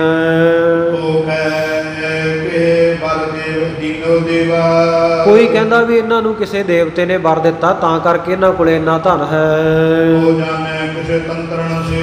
ਤੇ ਕੋਈ ਕਹਿੰਦਾ ਇਹਨਾਂ ਨੇ ਕੋਈ ਤੰਤਰ ਬੂਟੀ ਨੂੰ ਸੇਵਨਾ ਕੀਤਾ ਹੈ। ਤੰਤਰ ਬੂਟੀ ਉਹ ਸਾਧ ਸੰਗਤ ਜੀ ਜਿਹੜੀ ਹੈ ਉਹਨੂੰ 20-21 ਦਿਨ ਮਿੱਟੀ ਦੇ ਉੱਤੇ ਪਾਈ ਜਾਓ, ਮਿੱਟੀ ਸੋਨਾ ਬਣ ਜਾਂਦੀ ਹੈ ਤੇ ਲੋਕ ਅੰਦਾਜ਼ਾ ਲਾਉਂਦੇ ਆ ਵੀ ਸ਼ਾਇਦ ਇਹਨਾਂ ਕੋਲੇ ਉਹ ਤੰਤਰ ਬੂਟੀ ਹੈ। ਕੋਈ ਕਹਿੰਦਾ ਹੈ ਵੀ ਇਹ ਤਾਂ ਭਗਤੀ ਦਾ ਪੂਰਾ ਭਗਤ ਹੈ। ਇਸ ਕਰਕੇ ਜਿਹੜਾ ਪਰਮਾਤਮਾ ਹੈ ਉਹ ਇਹਨਾਂ ਦੇ ਖਜ਼ਾਨਿਆਂ ਨੂੰ ਊਣੇ ਨਹੀਂ ਹੋਣ ਦਿੰਦਾ, ਖਾਲੀ ਨਹੀਂ ਹੋਣ ਦਿੰਦਾ। ਕੋਈ ਕਹਿੰਦਾ ਇਹਨਾਂ ਨੂੰ ਕੋਈ ਨਿੱਧੀ ਕੋਈ ਖਜ਼ਾਨਾ ਮਿਲ ਗਿਆ ਜਿੱਥੋਂ ਚੱਕ ਕੇ ਦਾਨ ਕਰੀ ਜਾਂਦੇ ਆ। ਕੋਈ ਕਹਿੰਦਾ ਇਹਨਾਂ ਨੂੰ ਸਿੱਧੀਆਂ ਪ੍ਰਾਪਤ ਹੋਈਆਂ ਹਨ, ਜਿਸ ਕਰਕੇ ਕਹਿੰਦੇ ਇਹ ਦੀਨਾਂ ਨੂੰ ਗਰੀਬਾਂ ਨੂੰ ਖੁੱਲਾ ਡੁੱਲਾ ਜਿਹੜਾ ਦਾਨ ਕਰਦੇ ਹਨ। ਜਿਨ੍ਹਾਂ ਦੇ ਉੱਤੇ ਸਤਿਗੁਰੂ ਜੀ ਨੇ ਕਿਰਪਾ ਦ੍ਰਿਸ਼ਟੀ ਕੀਤੀ ਹੋਈ ਤੱਕਿਆ ਹੈ, ਜਿਨ੍ਹਾਂ ਦੇ ਹਿਰਦੇ ਦੀ ਅਵਿਦਿਆ ਨੂੰ ਦੂਰ ਕਰ ਦਿੱਤਾ ਹੈ, ਉਹ ਜਾਣਦੇ ਆ ਕਿ ਇਹ ਤਾਂ ਪਾਰ ਬ੍ਰਹਮ ਪਰਮੇਸ਼ਰ ਆਪ ਹੀ ਹਨ, ਗੁਰੂ ਨਾਨਕ ਸਰੂਪ। ਇਹ ਅਵਤਾਰ ਧਾਰਨ ਕਰਕੇ ਨਾਨਕ ਸਰੂਪ ਦੇ ਵਿੱਚ ਦੁੱਖਾਂ ਦਾ ਖਾਤਮਾ ਕਰ ਰਹੇ ਹਨ। ਜਿਹੜੇ ਵੀ ਸ਼ਰਧਾ ਧਾਰਨ ਕਰਕੇ ਸਤਿਗੁਰੂ ਦੇ ਦਰਸ਼ਨ ਕਰਦੇ ਹਨ। ਸੋ ਇਸ ਪ੍ਰਕਾਰ ਜਿਹੜਾ ਸਾਧ ਸੰਗਤ ਜੀ ਮੋਹ ਜਨਤ, ਮੋਹ ਤੋਂ ਉਪਜਿਆ ਹੋਇਆ, ਮੋਹ ਤੋਂ ਪੈਦਾ ਹੋਇਆ ਸੰਸਾ ਹੈ ਉਹ ਸਾਰਾ ਉਹਨਾਂ ਦਾ ਦੂਰ ਹੋ ਜਾਂਦਾ, ਨਾਸ਼ ਕਰਦੇ ਹਨ ਸਤਿਗੁਰੂ। ਜਿਹੜਾ ਵੀ ਆ ਕੇ ਸਤਿਗੁਰੂ ਜੀ ਦੀ ਸਿੱਖਿਆ ਧਾਰਨ ਕਰਦਾ ਹੈ, ਸਤਿਗੁਰੂ ਦੇ ਬਚਨਾਂ ਨੂੰ ਸੁਣ ਕੇ ਭਰਮ ਛੱਡ ਦਿੰਦਾ ਹੈ। ਇਸ ਪ੍ਰਕਾਰ ਜਦੋਂ 1 ਮਹੀਨਾ ਬਤੀਤ ਹੋਇਆ, ਕੋਈ ਵੀ ਜਾਚਕ ਮੰਗਤਾ ਸਤਿਗੁਰੂ ਨਿਰਾਸ਼ਾ ਨਹੀਂ ਜਾਣ ਦਿੰਦੇ। ਇੱਧਰ ਭੈਣ ਨਾਨਕੀ ਨੇ ਹਿਰਦੇ ਵਿੱਚ ਵਿਚਾਰ ਕੀਤੀ ਕਿ ਮੇਰੇ ਭਰਾ ਦੀ ਜਿਹੜੀ ਘਰ ਵਾਲੀ ਵਹੁਟੀ ਹੈ ਉਹਨੂੰ ਮੇਰੇ ਘਰ ਹੁਣ ਆਉਣਾ ਚਾਹੀਦਾ ਹੈ, ਤਾਂ ਕਿ ਘਰ ਦਾ ਜਿਹੜਾ ਸਾਰਾ ਕੰਮਕਾਰ ਹੈ ਉਹ ਸੰਭਾਲ ਲਵੇ ਆ ਕੇ, ਕਿਉਂਕਿ ਉਹਦੇ ਆਏ ਬਿਨਾਂ ਘਰ ਦੀ ਕੋਈ ਰੀਤੀ ਨਹੀਂ ਹੈ। ਇਸ ਪ੍ਰਕਾਰ ਕਰਕੇ ਸੋਚ ਕੇ ਜਿਹੜੀ ਉਹਨਾਂ ਦੇ ਹਿਰਦੇ ਦੀ ਇੱਛਾ ਸੀ, ਆਪਣੇ ਪਤੀ ਜੈ ਰਾਮ ਜੀ ਦੇ ਕੋਲ ਭੈਣ ਨਾਨਕੀ ਨੇ ਆਖੀ, ਕਹਿਣ ਲੱਗੀ ਇੱਕ ਚੰਗਾ ਜਿਹੜਾ ਲਾਇਕ ਕੋਈ ਯੋਗ ਲਾਗੀ ਹੋਵੇ ਉਹਨੂੰ ਭੇਜੋ ਤੇ ਬਟਾਲੇ ਭੇਜ ਕੇ ਮੇਰੇ ਭਰਾ ਦੀ ਘਰ ਵਾਲੀ ਨੂੰ ਉੱਥੋਂ ਮੰਗਾ ਲਵੋ। ਉਸ ਵੇਲੇ ਜੈ ਰਾਮ ਜੀ ਨੇ ਸੁਣ ਕੇ ਬਹੁਤ ਸਿਆਣੇ ਮਨੁੱਖਾਂ ਨੂੰ ਬੁਲਾਇਆ। ਭਲੀ ਰੀਤ ਸੋ ਤੈਂ ਪਧਰਾਏ। ਬਹੁਤ ਭਲੀ ਰੀਤੀ ਦੇ ਨਾਲ ਤਰੀਕੇ ਨਾਲ ਸਮਝਾ ਕੇ ਉਹਨਾਂ ਨੂੰ ਭੇਜਿਆ ਬਟਾਲੇ ਨੂੰ। ਮੂਲ ਚੰਦ ਕੋ ਸਤਨ ਸੁਹਾਵਾ। ਉੱਥੇ ਪਹੁੰਚੇ ਉਹ ਜਾ ਕੇ ਜਿੱਥੇ ਭਾਈ ਮੂਲ ਚੰਦ ਜੀ ਦਾ ਬਹੁਤ ਸੁਹਾਵਣਾ ਸੋਹਣਾ ਘਰ ਹੈ। ਪਹੁੰਚੇ ਜਾਏ ਸੁਦੇਸ਼ ਸੁਨਾਵਾ। ਜਾ ਕੇ ਪਹੁੰਚ ਕੇ ਸੁਨੇਹਾ ਸੁਣਾ ਦਿੱਤਾ। ਕਰ ਵਿਚਾਰ ਤਵ ਚੰਦੋ ਭਾਗੀ। ਉਸ ਵੇਲੇ ਵਿਚਾਰ ਕਰਕੇ ਮਾਤਾ ਸੁਲੱਖਣੀ ਜੀ ਦੀ ਮਾਤਾ ਚੰਦੋ ਰਾਣੀ ਭੱਜੀ ਆਈ। ਸਦਾ ਸਨੇਹ ਕੈ ਅਨੁਰਾਗੀ। ਆਪਣੀ ਪੁੱਤਰੀ ਦੇ ਮੋਹ ਦੇ ਵਿੱਚ ਪ੍ਰੇਮ ਦੇ ਵਿੱਚ ਬੜੀ ਪ੍ਰੇਮਣ ਹੋਈ। ਵਡ ਭਾਗਣ ਕੀ ਕੀਨੀ ਤਿਆਰੀ। ਵੱਡਿਆਂ ਭਾਗਾਂ ਵਾਲੀ ਮਾਤਾ ਸੁਲੱਖਣੀ ਦੀ ਤਿਆਰੀ ਕਰ ਦਿੱਤੀ ਜਾਣ ਦੀ। ਕੀਨੇ ਸੰਗ ਸਬਦ ਤਿਨ ਭਾਰੀ। ਔਰ ਨਾਲ ਹੋਰ ਬਹੁਤ ਸਾਰੀ ਸਮੱਗਰੀ ਸਾਜੋ ਸਮਾਨ ਵੀ ਦਿੱਤਾ। ਦੇਵੀ ਰੂਪ ਸੁਲੱਖਣੀ ਨਾਮਾ। ਔਰ ਮਾਤਾ ਸੁਲੱਖਣੀ ਜਿਨ੍ਹਾਂ ਦਾ ਨਾਮ ਹੈ ਦੇਵੀ ਦਾ ਸਰੂਪ ਹਨ। ਸਰ ਜੋਰੇ ਸਮਨੀ ਅਗਰਮਾ। ਡੋਲੇ ਦੇ ਵਿੱਚ ਚੜ੍ਹ ਕੇ ਸੁੰਦਰ ਰਸਤੇ ਚੱਲ ਪਈ। ਦਾਸੀ ਸੰਗ ਲੈ ਪੁਰਿਆਈ। ਔਰ ਆਪਣੀ ਦਾਸੀ ਸੇਵਾਦਾਰਨੀ ਨੂੰ ਨਾਲ ਲੈ ਕੇ ਸੁਲਤਾਨਪੁਰ ਪਹੁੰਚ ਗਈ। ਚਰਨ ਨਾਨਕੀ ਕੇ ਕਬਟਾਈ। ਆ ਕੇ ਆਪਣੀ ਨਣਦ ਨਾਨਕੀ ਜੀ ਦੇ ਚਰਨਾਂ ਨੂੰ ਲਪਟ ਗਈ। ਦੀਨ ਆਜ ਕਾ ਕਰ ਸਨਮਾਨਾ। ਔਰ ਨਾਨਕੀ ਜੀ ਨੇ ਬਹੁਤ ਆਸ਼ੀਰਵਾਦ ਦੇ ਕੇ ਆਪਣੀ ਭਰਜਾਈ ਸੁਲੱਖਣੀ ਦਾ ਮਾਨ ਸਨਮਾਨ ਕੀਤਾ। ਸਦਨ ਬਸਾਈ ਜੋ ਸ਼ੁਭ ਖਾਨਾ। ਜੋ ਬੜਾ ਸ਼ੁਭ ਸੋਹਣਾ ਥਾਂ ਸੀ ਆਪਣੇ ਘਰ ਦੇ ਵਿੱਚ ਇਹਨਾਂ ਨੂੰ ਵਸਾਇਆ। ਕੇਤਕ ਦਿਵਸ ਬਤਾਏ ਕਹਿਵਾ। ਉੱਥੇ ਜਦੋਂ ਇਸ ਤਰ੍ਹਾਂ ਕਿੰਨੇ ਦਿਨ ਬਤੀਤ ਕੀਤੇ। ਉਤੋ ਕੇਤਨਾ ਕੀ ਜਹਵਾ। ਜਿੱਥੇ ਭੈਣ ਨਾਨਕੀ ਦਾ ਘਰ ਸੀ। ਉਸ ਤੋਂ ਬਾਅਦ ਫਿਰ ਭੈਣ ਨਾਨਕੀ ਨੇ ਸੋਚ ਕੇ ਵੀ ਇਹਨਾਂ ਦਾ ਵੱਖਰਾ ਘਰ ਬਣਾ ਦੇਣਾ ਚਾਹੀਦਾ। ਸੋ ਵੱਖਰਾ ਹਰਮ ਵੱਖਰਾ ਜਿਹੜਾ ਘਰ ਹੈ ਮਾਤਾ ਸੁਲੱਖਣੀ ਦੇ ਰਹਿਣ ਵਾਸਤੇ ਬਣਵਾ ਦਿੱਤਾ। ਸਰਬਤ ਤਲਮੈ ਸਭਕ ਸੁਹਾਵਾ। ਔਰ ਜਿਹੜਾ ਸਾਰੀਆਂ ਰੁੱਤਾਂ ਦੇ ਵਿੱਚ ਚੰਗਾ ਹੈ ਸ਼ੋਭਾ ਵਾਲਾ ਘਰ ਹੈ। ਭਾਂਜਨ ਆਦ ਸਭ ਜੋ ਚਈਆ। ਭਾਂਡੇ ਤੇ ਆਦਿਕ ਜੋ ਹੋਰ ਵਸਤੂਆਂ ਲੋੜੀਂਦਾ ਸਮਾਨ ਚਾਹੀਦਾ ਸੀ ਸਭ ਅਨਵਾਏ ਧਰੀ ਕਰ ਮਹੀਆ। ਸਾਰਾ ਮੰਗਾ ਕੇ ਇਹਨਾਂ ਦੇ ਘਰ ਰੱਖ ਦਿੱਤਾ। ਸਰਬੀ ਸਦਾ ਅਨ ਜੋ ਲੀਕੇ। ਘਿਓ ਖੰਡ ਅੰਨ ਆਦਿਕ ਜੋ ਸਭ ਕੁਝ ਚੰਗਾ ਪਦਾਰਥ ਚਾਹੀਦਾ ਸੀ। ਆਨੰਦਰੇ ਸਭ ਭਾਵਤ ਰੀਕੇ। ਔਰ ਜਿਵੇਂ ਮਨ ਨੂੰ ਭਾਇਆ ਸਭ ਕੁਝ ਲਿਆ ਕੇ ਰੱਖ ਦਿੱਤਾ। ਦੋਰਾ ਕੰਚਨ ਭੂਪਨ ਨਗ ਜਟੇ। ਇਸ ਤਰ੍ਹਾਂ ਸੋਨੇ ਦੇ ਜਿਹੜੇ ਗਹਿਣੇ ਨਗਾਂ ਨਾਲ ਜੜਤ ਕੀਤੇ ਹੋਏ। ਪਹਿਰਾਏ ਕਰਵਾਏ। ਔਰ ਇਹ ਕਢਵਾ ਕੇ ਆਪਣੀ ਭਰਜਾਈ ਸੁਲੱਖਣੀ ਨੂੰ ਭੈਣ ਨਾਨਕੀ ਨੇ ਪਹਿਨਾ ਦਿੱਤੇ। ਹਰ ਕੀ ਔਰ ਬਹੁ ਨਾਨਕੀ। ਬਹੁਤ ਖੁਸ਼ ਹੋਈ ਭੈਣ ਨਾਨਕੀ ਹਿਰਦੇ ਵਿੱਚ। ਭਰਾਤਾ ਭਵਨ ਬਸਾਏ। ਆਪਣੇ ਭਰਾ ਦਾ ਘਰ ਵਸਾ ਕੇ। ਜੋ ਬਈ ਅਮਰ ਬਦਨ ਨਿਜ ਸਦਨ ਨ ਆਵੇ। ਇੱਧਰ ਸਤਿਗੁਰੂ ਨਾਨਕ ਦੇਵ ਜੀ ਮਹਾਰਾਜ ਹਮੇਸ਼ਾ ਹਟ ਸਾਹਿਬ ਮੋਦੀਖਾਨੇ ਰਹਿੰਦੇ ਆ, ਆਪਣੇ ਘਰ ਨਹੀਂ ਆਉਂਦੇ। ਆਪਨ ਪਰ ਸਜੋ ਸੁਭਤਾਏ। ਆਪਣੀ ਹੱਟੀ ਦੇ ਉੱਤੇ ਸਾਰਾ ਦਿਨ ਰਾਤ ਬਤੀਤ ਕਰਦੇ ਹਨ। ਜੇ ਕਬਿਆ ਮੈਂ ਦੀਨ ਅਨਾਥਾ। ਜੇ ਕਦੇ ਕਦੇ ਦੀਨਾ ਅਨਾਥਾਂ ਦੇ ਮਾਲਕ ਸਤਿਗੁਰੂ ਆਉਂਦੇ ਵੀ ਹਨ। ਭੰਤਨ ਬਚਨ ਸੁਲੱਖਣੀ ਸਾਥਾ। ਆਪਣੀ ਪਤਨੀ ਸੁਲੱਖਣੀ ਦੇ ਨਾਲ ਕੋਈ ਵਚਨ ਨਹੀਂ ਕਰਦੇ। ਜਦ ਪ੍ਰੀਤ ਨ ਜਦ ਦੇ ਕਰੇ। ਰੱਤੀ ਮਾਤਰ ਵੀ ਪ੍ਰੀਤੀ ਹਿਰਦੇ ਵਿੱਚੋਂ ਦਿਲ ਵਿੱਚੋਂ ਨਹੀਂ ਕਰਦੇ ਘਰ ਵਾਲੀ ਨਾਲ। ਆਨੰਦ ਬਖਸ਼ ਧਾਮ ਨ ਧਰਈ। ਔਰ ਨਾ ਹੀ ਕੋਈ ਧਨ ਲਿਆ ਕੇ ਇਹਨਾਂ ਦੇ ਹੱਥ ਤੇ ਧਰਦੇ ਹਨ ਘਰ ਵਿੱਚ। ਦੀਨਨ ਦੇਨੋ ਦਾਨ ਦਨਾਈ। ਉਹ ਸਤਿਗੁਰੂ ਸੱਚੇ ਪਾਤਸ਼ਾਹ ਜਿਹੜੇ ਦੀਨਾਂ ਗਰੀਬਾਂ ਲੋੜਵੰਦਾਂ ਨੂੰ ਦਾਨ ਦੇਣ ਦੇ ਵਿੱਚ ਦਾਨੇ ਹਨ। ਪਰ ਦੁਕਾਨ ਜਗਰੀਤ ਚਲਾਈ। ਔਰ ਜਿਨ੍ਹਾਂ ਨੇ ਇਹ ਦੁਕਾਨਦਾਰੀ ਕੀਤੀ ਹੋਈ ਹੈ ਸਿਰਫ ਜਗ ਦੀ ਰੀਤੀ ਚਲਾਈ ਹੋਈ ਹੈ। ਵੇਦ ਪੂਰਨ ਧੀਰ ਭਵੰਤਾ। ਸਤਿਗੁਰੂ ਸੱਚੇ ਪਾਤਸ਼ਾਹ ਜੀ ਦੇ ਕੋਲੇ ਬਹੁਤ ਵੱਡੀ ਭੀੜ ਲੱਗੀ ਰਹਿੰਦੀ ਹੈ ਨਿੱਤਾ ਪ੍ਰਤੀ ਦਾਨ ਲੈਣ ਵਾਲਿਆਂ ਦੀ। ਤੇਜ ਰਾਜਸ ਦੀ ਸ੍ਰੀ ਜਗਤੰਤਾ। ਆਲਸ ਤੋਂ ਰਹਿਤ ਹੋ ਕੇ ਜਗ ਦੇ ਮਾਲਕ ਸਤਿਗੁਰੂ ਜੀ ਦੇ ਹੀ ਜਾਂਦੇ ਹਨ ਦਾਤਾਂ। ਭੋਗ ਲੋਕ ਨਰ ਕੀਰਤ ਕਰਹੀ। ਕਈ ਲੋਕ ਦੇਖ ਦੇਖ ਕੇ ਸਤਿਗੁਰੂ ਸੱਚੇ ਪਾਤਸ਼ਾਹ ਦੀ ਮਹਿਮਾ ਕਰਦੇ ਹਨ। ਭੋਗ ਹਿਰਦੈ ਅਸੂਇਆ ਧਰਹੀ। ਕਈ ਜਿਹੜੇ ਦੇਖ ਕੇ ਹਿਰਦੇ ਵਿੱਚ ਈਰਖਾ ਵੀ ਧਾਰਦੇ ਹਨ। ਦੋਰਾ ਸੁਨ ਬਿਖ ਜੈ ਸੁਲੱਖਣੀ। ਸਤਿਗੁਰੂ ਸੱਚੇ ਪਾਤਸ਼ਾਹ ਜੀ ਦੇ ਐਸੇ ਵਰਤੋਂ ਵਿਹਾਰ ਨੂੰ ਸੁਣ ਕੇ ਦੇਖ ਕੇ ਉਹਨਾਂ ਦੀ ਪਤਨੀ ਸੁਲੱਖਣੀ ਖਿੱਚਦੀ ਹੈ। ਅਸ ਪ੍ਰਕਾਰ ਪ੍ਰਵਾਰ। ਇਸ ਪ੍ਰਕਾਰ ਦਾ ਜਿਹੜਾ ਉਹਨਾਂ ਦਾ ਵਰਤੋਂ ਵਿਹਾਰ ਹੈ ਉਹਨੂੰ ਦੇਖ ਕੇ ਘਰ ਕੀ ਪੀਰ ਨ ਜਾਣਈ। ਮਨ ਵਿੱਚ ਸੋਚਦੀ ਹੈ ਵੀ ਇਹ ਘਰ ਦੀ ਪੀੜਾ ਨੂੰ ਜਾਣਦੇ ਨਹੀਂ। ਬਾਜ ਬਨਿਓ ਦਾਰ। ਬਾਹਰ ਬੜੇ ਦਾਨੀ ਬਣੇ ਫਿਰਦੇ ਹਨ। ਜੋ ਬਈ ਰਾਖੈ ਦਰਬ ਨ ਖਾਏ ਅਕਾਜੂ। ਸੋ ਇਹ ਤਾਂ ਧਨ ਨੂੰ ਸਾਂਭ ਕੇ ਰੱਖਦੇ ਨਹੀਂ, ਐਵੇਂ ਵਿਅਰਥ ਗਵਾ ਰਹੇ ਹਨ। ਸਦਾ ਮੂਲ ਜੋ ਗ੍ਰੰਥ ਸਮਾਜ ਸੋ ਗ੍ਰਸਤ ਦਾ ਸਮਾਜ ਦਾ ਜਿਹੜਾ ਹਮੇਸ਼ਾ ਮੂਲ ਹੈ, ਮੋਢਾ ਧਨ, ਉਹਨੂੰ ਸਾਂਭਦੇ ਨਹੀਂ। ਘਰ ਕੇ ਖਰਚ ਅਨਕ ਬਿਦ ਹੋਈ, ਘਰ ਦੇ ਵਿੱਚ ਅਨੇਕਾਂ ਤਰ੍ਹਾਂ ਦੇ ਖਰਚੇ ਹੁੰਦੇ ਹਨ, ਦਰਬ ਪਾਤੇ ਪੂਜੈ ਸੋਏ। ਤੇ ਉਹ ਜਿਹੜੇ ਸਾਰੇ ਖਰਚੇ ਆ ਉਹ ਜੇ ਪੈਸਾ ਕੋਲੇ ਹੋਵੇ ਤਾਂ ਹੀ ਪੂਰੇ ਹੁੰਦੇ ਹਨ।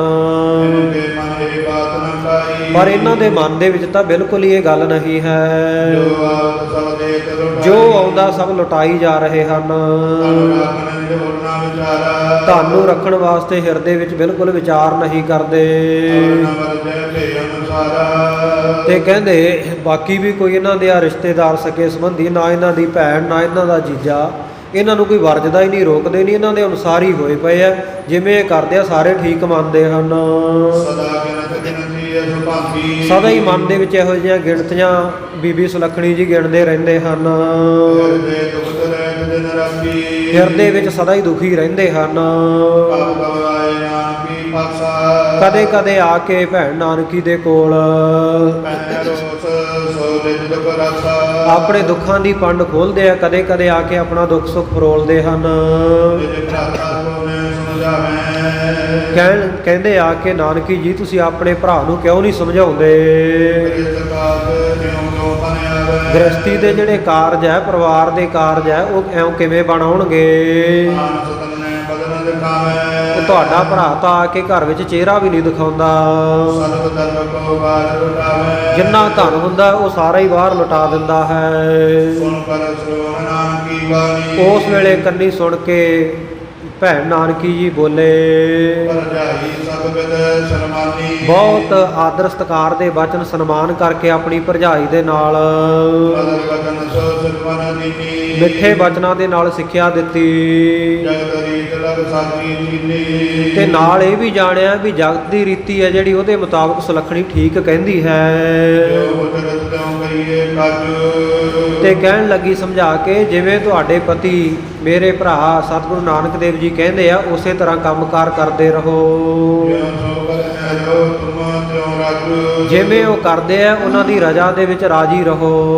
ਸਾਧ ਦੇ ਆਪ ਚਤਰ ਸੋ ਸਿਆਣਾ, ਕਿਉਂਕਿ ਉਹ ਸਭ ਤਰੀਕਿਆਂ ਦੇ ਨਾਲ ਆਪ ਬੜੇ ਚਤੁਰ ਸੁਗੜ ਸਿਆਣੇ ਹਨ। ਕਿਆ ਸਮਝਾਵੋ ਨਹੀਂ ਨਿਆਣਾ, ਤੁਸੀਂ ਕਹਿੰਦੇ ਹੋ ਵੀ ਮੈਂ ਉਹਨਾਂ ਨੂੰ ਸਮਝਾਵਾਂ, ਮੈਂ ਕੀ ਸਮਝਾਵਾਂ, ਉਹ ਕਿਹੜਾ ਹੁਣ ਨਿਆਣੇ ਹਨ। ਪਦ ਤੇ ਤਜੋ ਜੋ ਮਤ ਪ੍ਰਤਕੂਲਾ, ਜਿਹੜੀ ਤੁਸੀਂ ਆਪਣੇ ਪਤੀ ਤੋਂ ਉਲਟ ਮਤ ਧਾਰਨ ਕੀਤੀ ਹੈ ਇਹਨੂੰ ਤਿਆਗ ਦਿਓ। ਸਦਾ ਦੇ ਸੋ ਰਹੋ ਅਨੁਕੂਲਾ, ਸਦਾ ਹੀ ਦਿਲ ਤੋਂ ਉਹਨਾਂ ਦੇ ਅਨੁਕੂਲ, ਉਹਨਾਂ ਦੇ ਅਨੁਸਾਰ ਹੀ ਹੁਕਮ ਦੇ ਤਾਬੇਦਾਰ ਬਣ ਕੇ ਰਹੋ।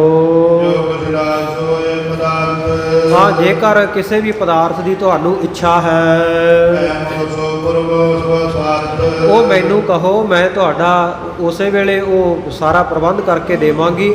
ਆਪਣਾ ਸਵਾਰਥ ਮੇਰੇ ਤੋਂ ਪੂਰਾ ਕਰੋ। ਜਾਨੋ ਭਲਾ ਕੰਤ ਅਨੁਸਾਰਾ, ਤੇ ਇਸੇ ਗੱਲ ਵਿੱਚ ਭਲਾ ਜਾਣੋ ਵੀ ਆਪਣੇ ਪਤੀ ਦੇ ਅਨੁਸਾਰ ਰਹਿਣਾ, ਆਗਿਆ ਵਿੱਚ ਰਹਿਣਾ ਠੀਕ ਹੁੰਦਾ ਹੈ, ਮੈਂ ਸਰਬ ਭਾਤ ਸੁਖ ਭਾਰਾ, ਜਿਸ ਨਾਲ ਸਾਰੇ ਪ੍ਰਕਾਰ ਦੇ ਭਾਰੇ ਵੱਡੇ ਮਹਾਨ ਸੁਖ ਪ੍ਰਾਪਤ ਹੁੰਦੇ ਹਨ। ਬਦਰ ਗਿਰਾ ਕੀ ਸੀਤ ਸੁਣੀ ਜਗ, ਜਦੋਂ ਇਉਂ ਮਿੱਠੇ ਬੋਲਾਂ ਦੇ ਨਾਲ ਸਿੱਖਿਆ ਸੁਣੀ ਕੁਛ ਨ ਭਈ ਸੁਲਖਣੀ ਮੁਖ ਤਬ, ਉਸ ਵੇਲੇ ਮੁੱਖੋਂ ਚੁੱਪ ਕਰ ਗਏ ਸੁਲੱਖਣੀ ਜੀ। ਦੋਹਰਾ ਸਦਨ ਗਈ ਪੁਨ ਆਪਣੇ, ਫਿਰ ਮਾਤਾ ਸੁਲੱਖਣੀ ਆਪਣੇ ਘਰ ਚਲੇ ਗਏ। ਮਾਨਸ ਚਿੰਤ ਨਿਤ ਹੋਏ, ਪਰ ਮਨ ਫਿਰ ਵੀ ਉਹਨਾਂ ਦਾ ਹਮੇਸ਼ਾ ਚਿੰਤਾ ਵਿੱਚ ਗਰਸਿਆ ਰਹਿੰਦਾ ਹੈ। ਸਮਾਂ ਕਾਮਨ ਕਿਤਕ ਕੈ, ਕਿੰਨਾ ਹੀ ਸਮਾਂ ਇਸ ਪ੍ਰਕਾਰ ਬਤੀਤ ਕੀਤਾ। ਮੁਖ ਤੇ ਪੁਰਸ਼ ਨ ਹੋਏ, ਮੁੱਖੋਂ ਚੁੱਪ ਕਰਕੇ ਹੀ ਉਹਨਾਂ ਨੇ ਸਮਾਂ ਲੰਘਾਇਆ ਹੈ, ਕੁਝ ਬੋਲਦੇ ਨਹੀਂ। ਭੈਣ ਨਾਨਕੀ ਦੀ ਸਿੱਖਿਆ ਨੂੰ ਧਾਰਨ ਕਰ ਲਿਆ ਵੀ ਪਤੀ ਜੋ ਕਰਦਾ ਕਰਨ ਦਿਓ, ਉਹਨਾਂ ਦੀ ਰਜ਼ਾ ਦੇ ਵਿੱਚ ਹੀ ਠੀਕ ਹੈ। ਕੁਝ ਮੁਖ ਤੋਂ ਬੋਲਦੇ ਨਹੀਂ ਪਰ ਮਨੋ ਮਨੀ ਅੰਦਰ ਚਿੰਤਾ ਬਹੁਤ ਰੱਖਦੇ ਹਨ। ਇੱਥੇ ਇਸ ਪ੍ਰਸੰਗ ਦੀ, ਇਸ ਅਧਿਆਏ ਦੀ ਸਮਾਪਤੀ ਹੈ, ਸਮੇਂ ਦੀ ਵੀ ਸਮਾਪਤੀ ਹੈ। ਆਓ ਸਮਾਪਤੀ ਦੀਆਂ ਤੁਕਾਂ ਪੜ੍ਹ ਕੇ ਅਰਦਾਸ ਵਿੱਚ ਸ਼ਾਮਲ ਹੋਈਏ। ਸਤਿਗੁਰੂ ਕਿਰਪਾ ਕਰਨ, ਹੋਈਆਂ ਭੁੱਲਾਂ ਚੁੱਕਾਂ ਦੀ ਆਪ ਸਮੂਹ ਸੰਗਤਾਂ ਨੇ, ਵਿਦਵਾਨ ਸੱਜਣਾ ਨੇ ਖਿਮਾ ਬਖਸ਼ਣੀ। ਗਰੀਬ ਨਵਾਜ਼ ਸੱਚੇ ਪਾਤਸ਼ਾਹ ਅਗਾਂਹ ਵਾਸਤੇ ਇਸੇ ਪ੍ਰਕਾਰ ਸ਼ੁੱਧ ਸਪਸ਼ਟ ਸੇਵਾ ਆਪਣੇ ਚਰਨਾਂ ਵਿੱਚ ਬੈਠਣ ਦੇ ਯੋਗ ਸਮਝ ਕੇ ਸਤਿਗੁਰੂ ਸੱਚੇ ਪਾਤਸ਼ਾਹ ਜੀ ਲੈਣ। ਆਪ ਦਿਆਲਤਾ ਕਿਰਪਾਲਤਾ ਕਰਨ। ਦੇਹੋ ਸੱਜਣ ਸੀਸੜੀਆਂ ਜੋ ਹੋਵੈ ਸਾਹਿਬ ਸਿਓ ਮੇਲ। ਸਦਨ ਗਈ ਪੁਨ ਆਪਣੇ, ਮਨ ਸੁਚਿੰਤ ਨਿਤ ਹੋਏ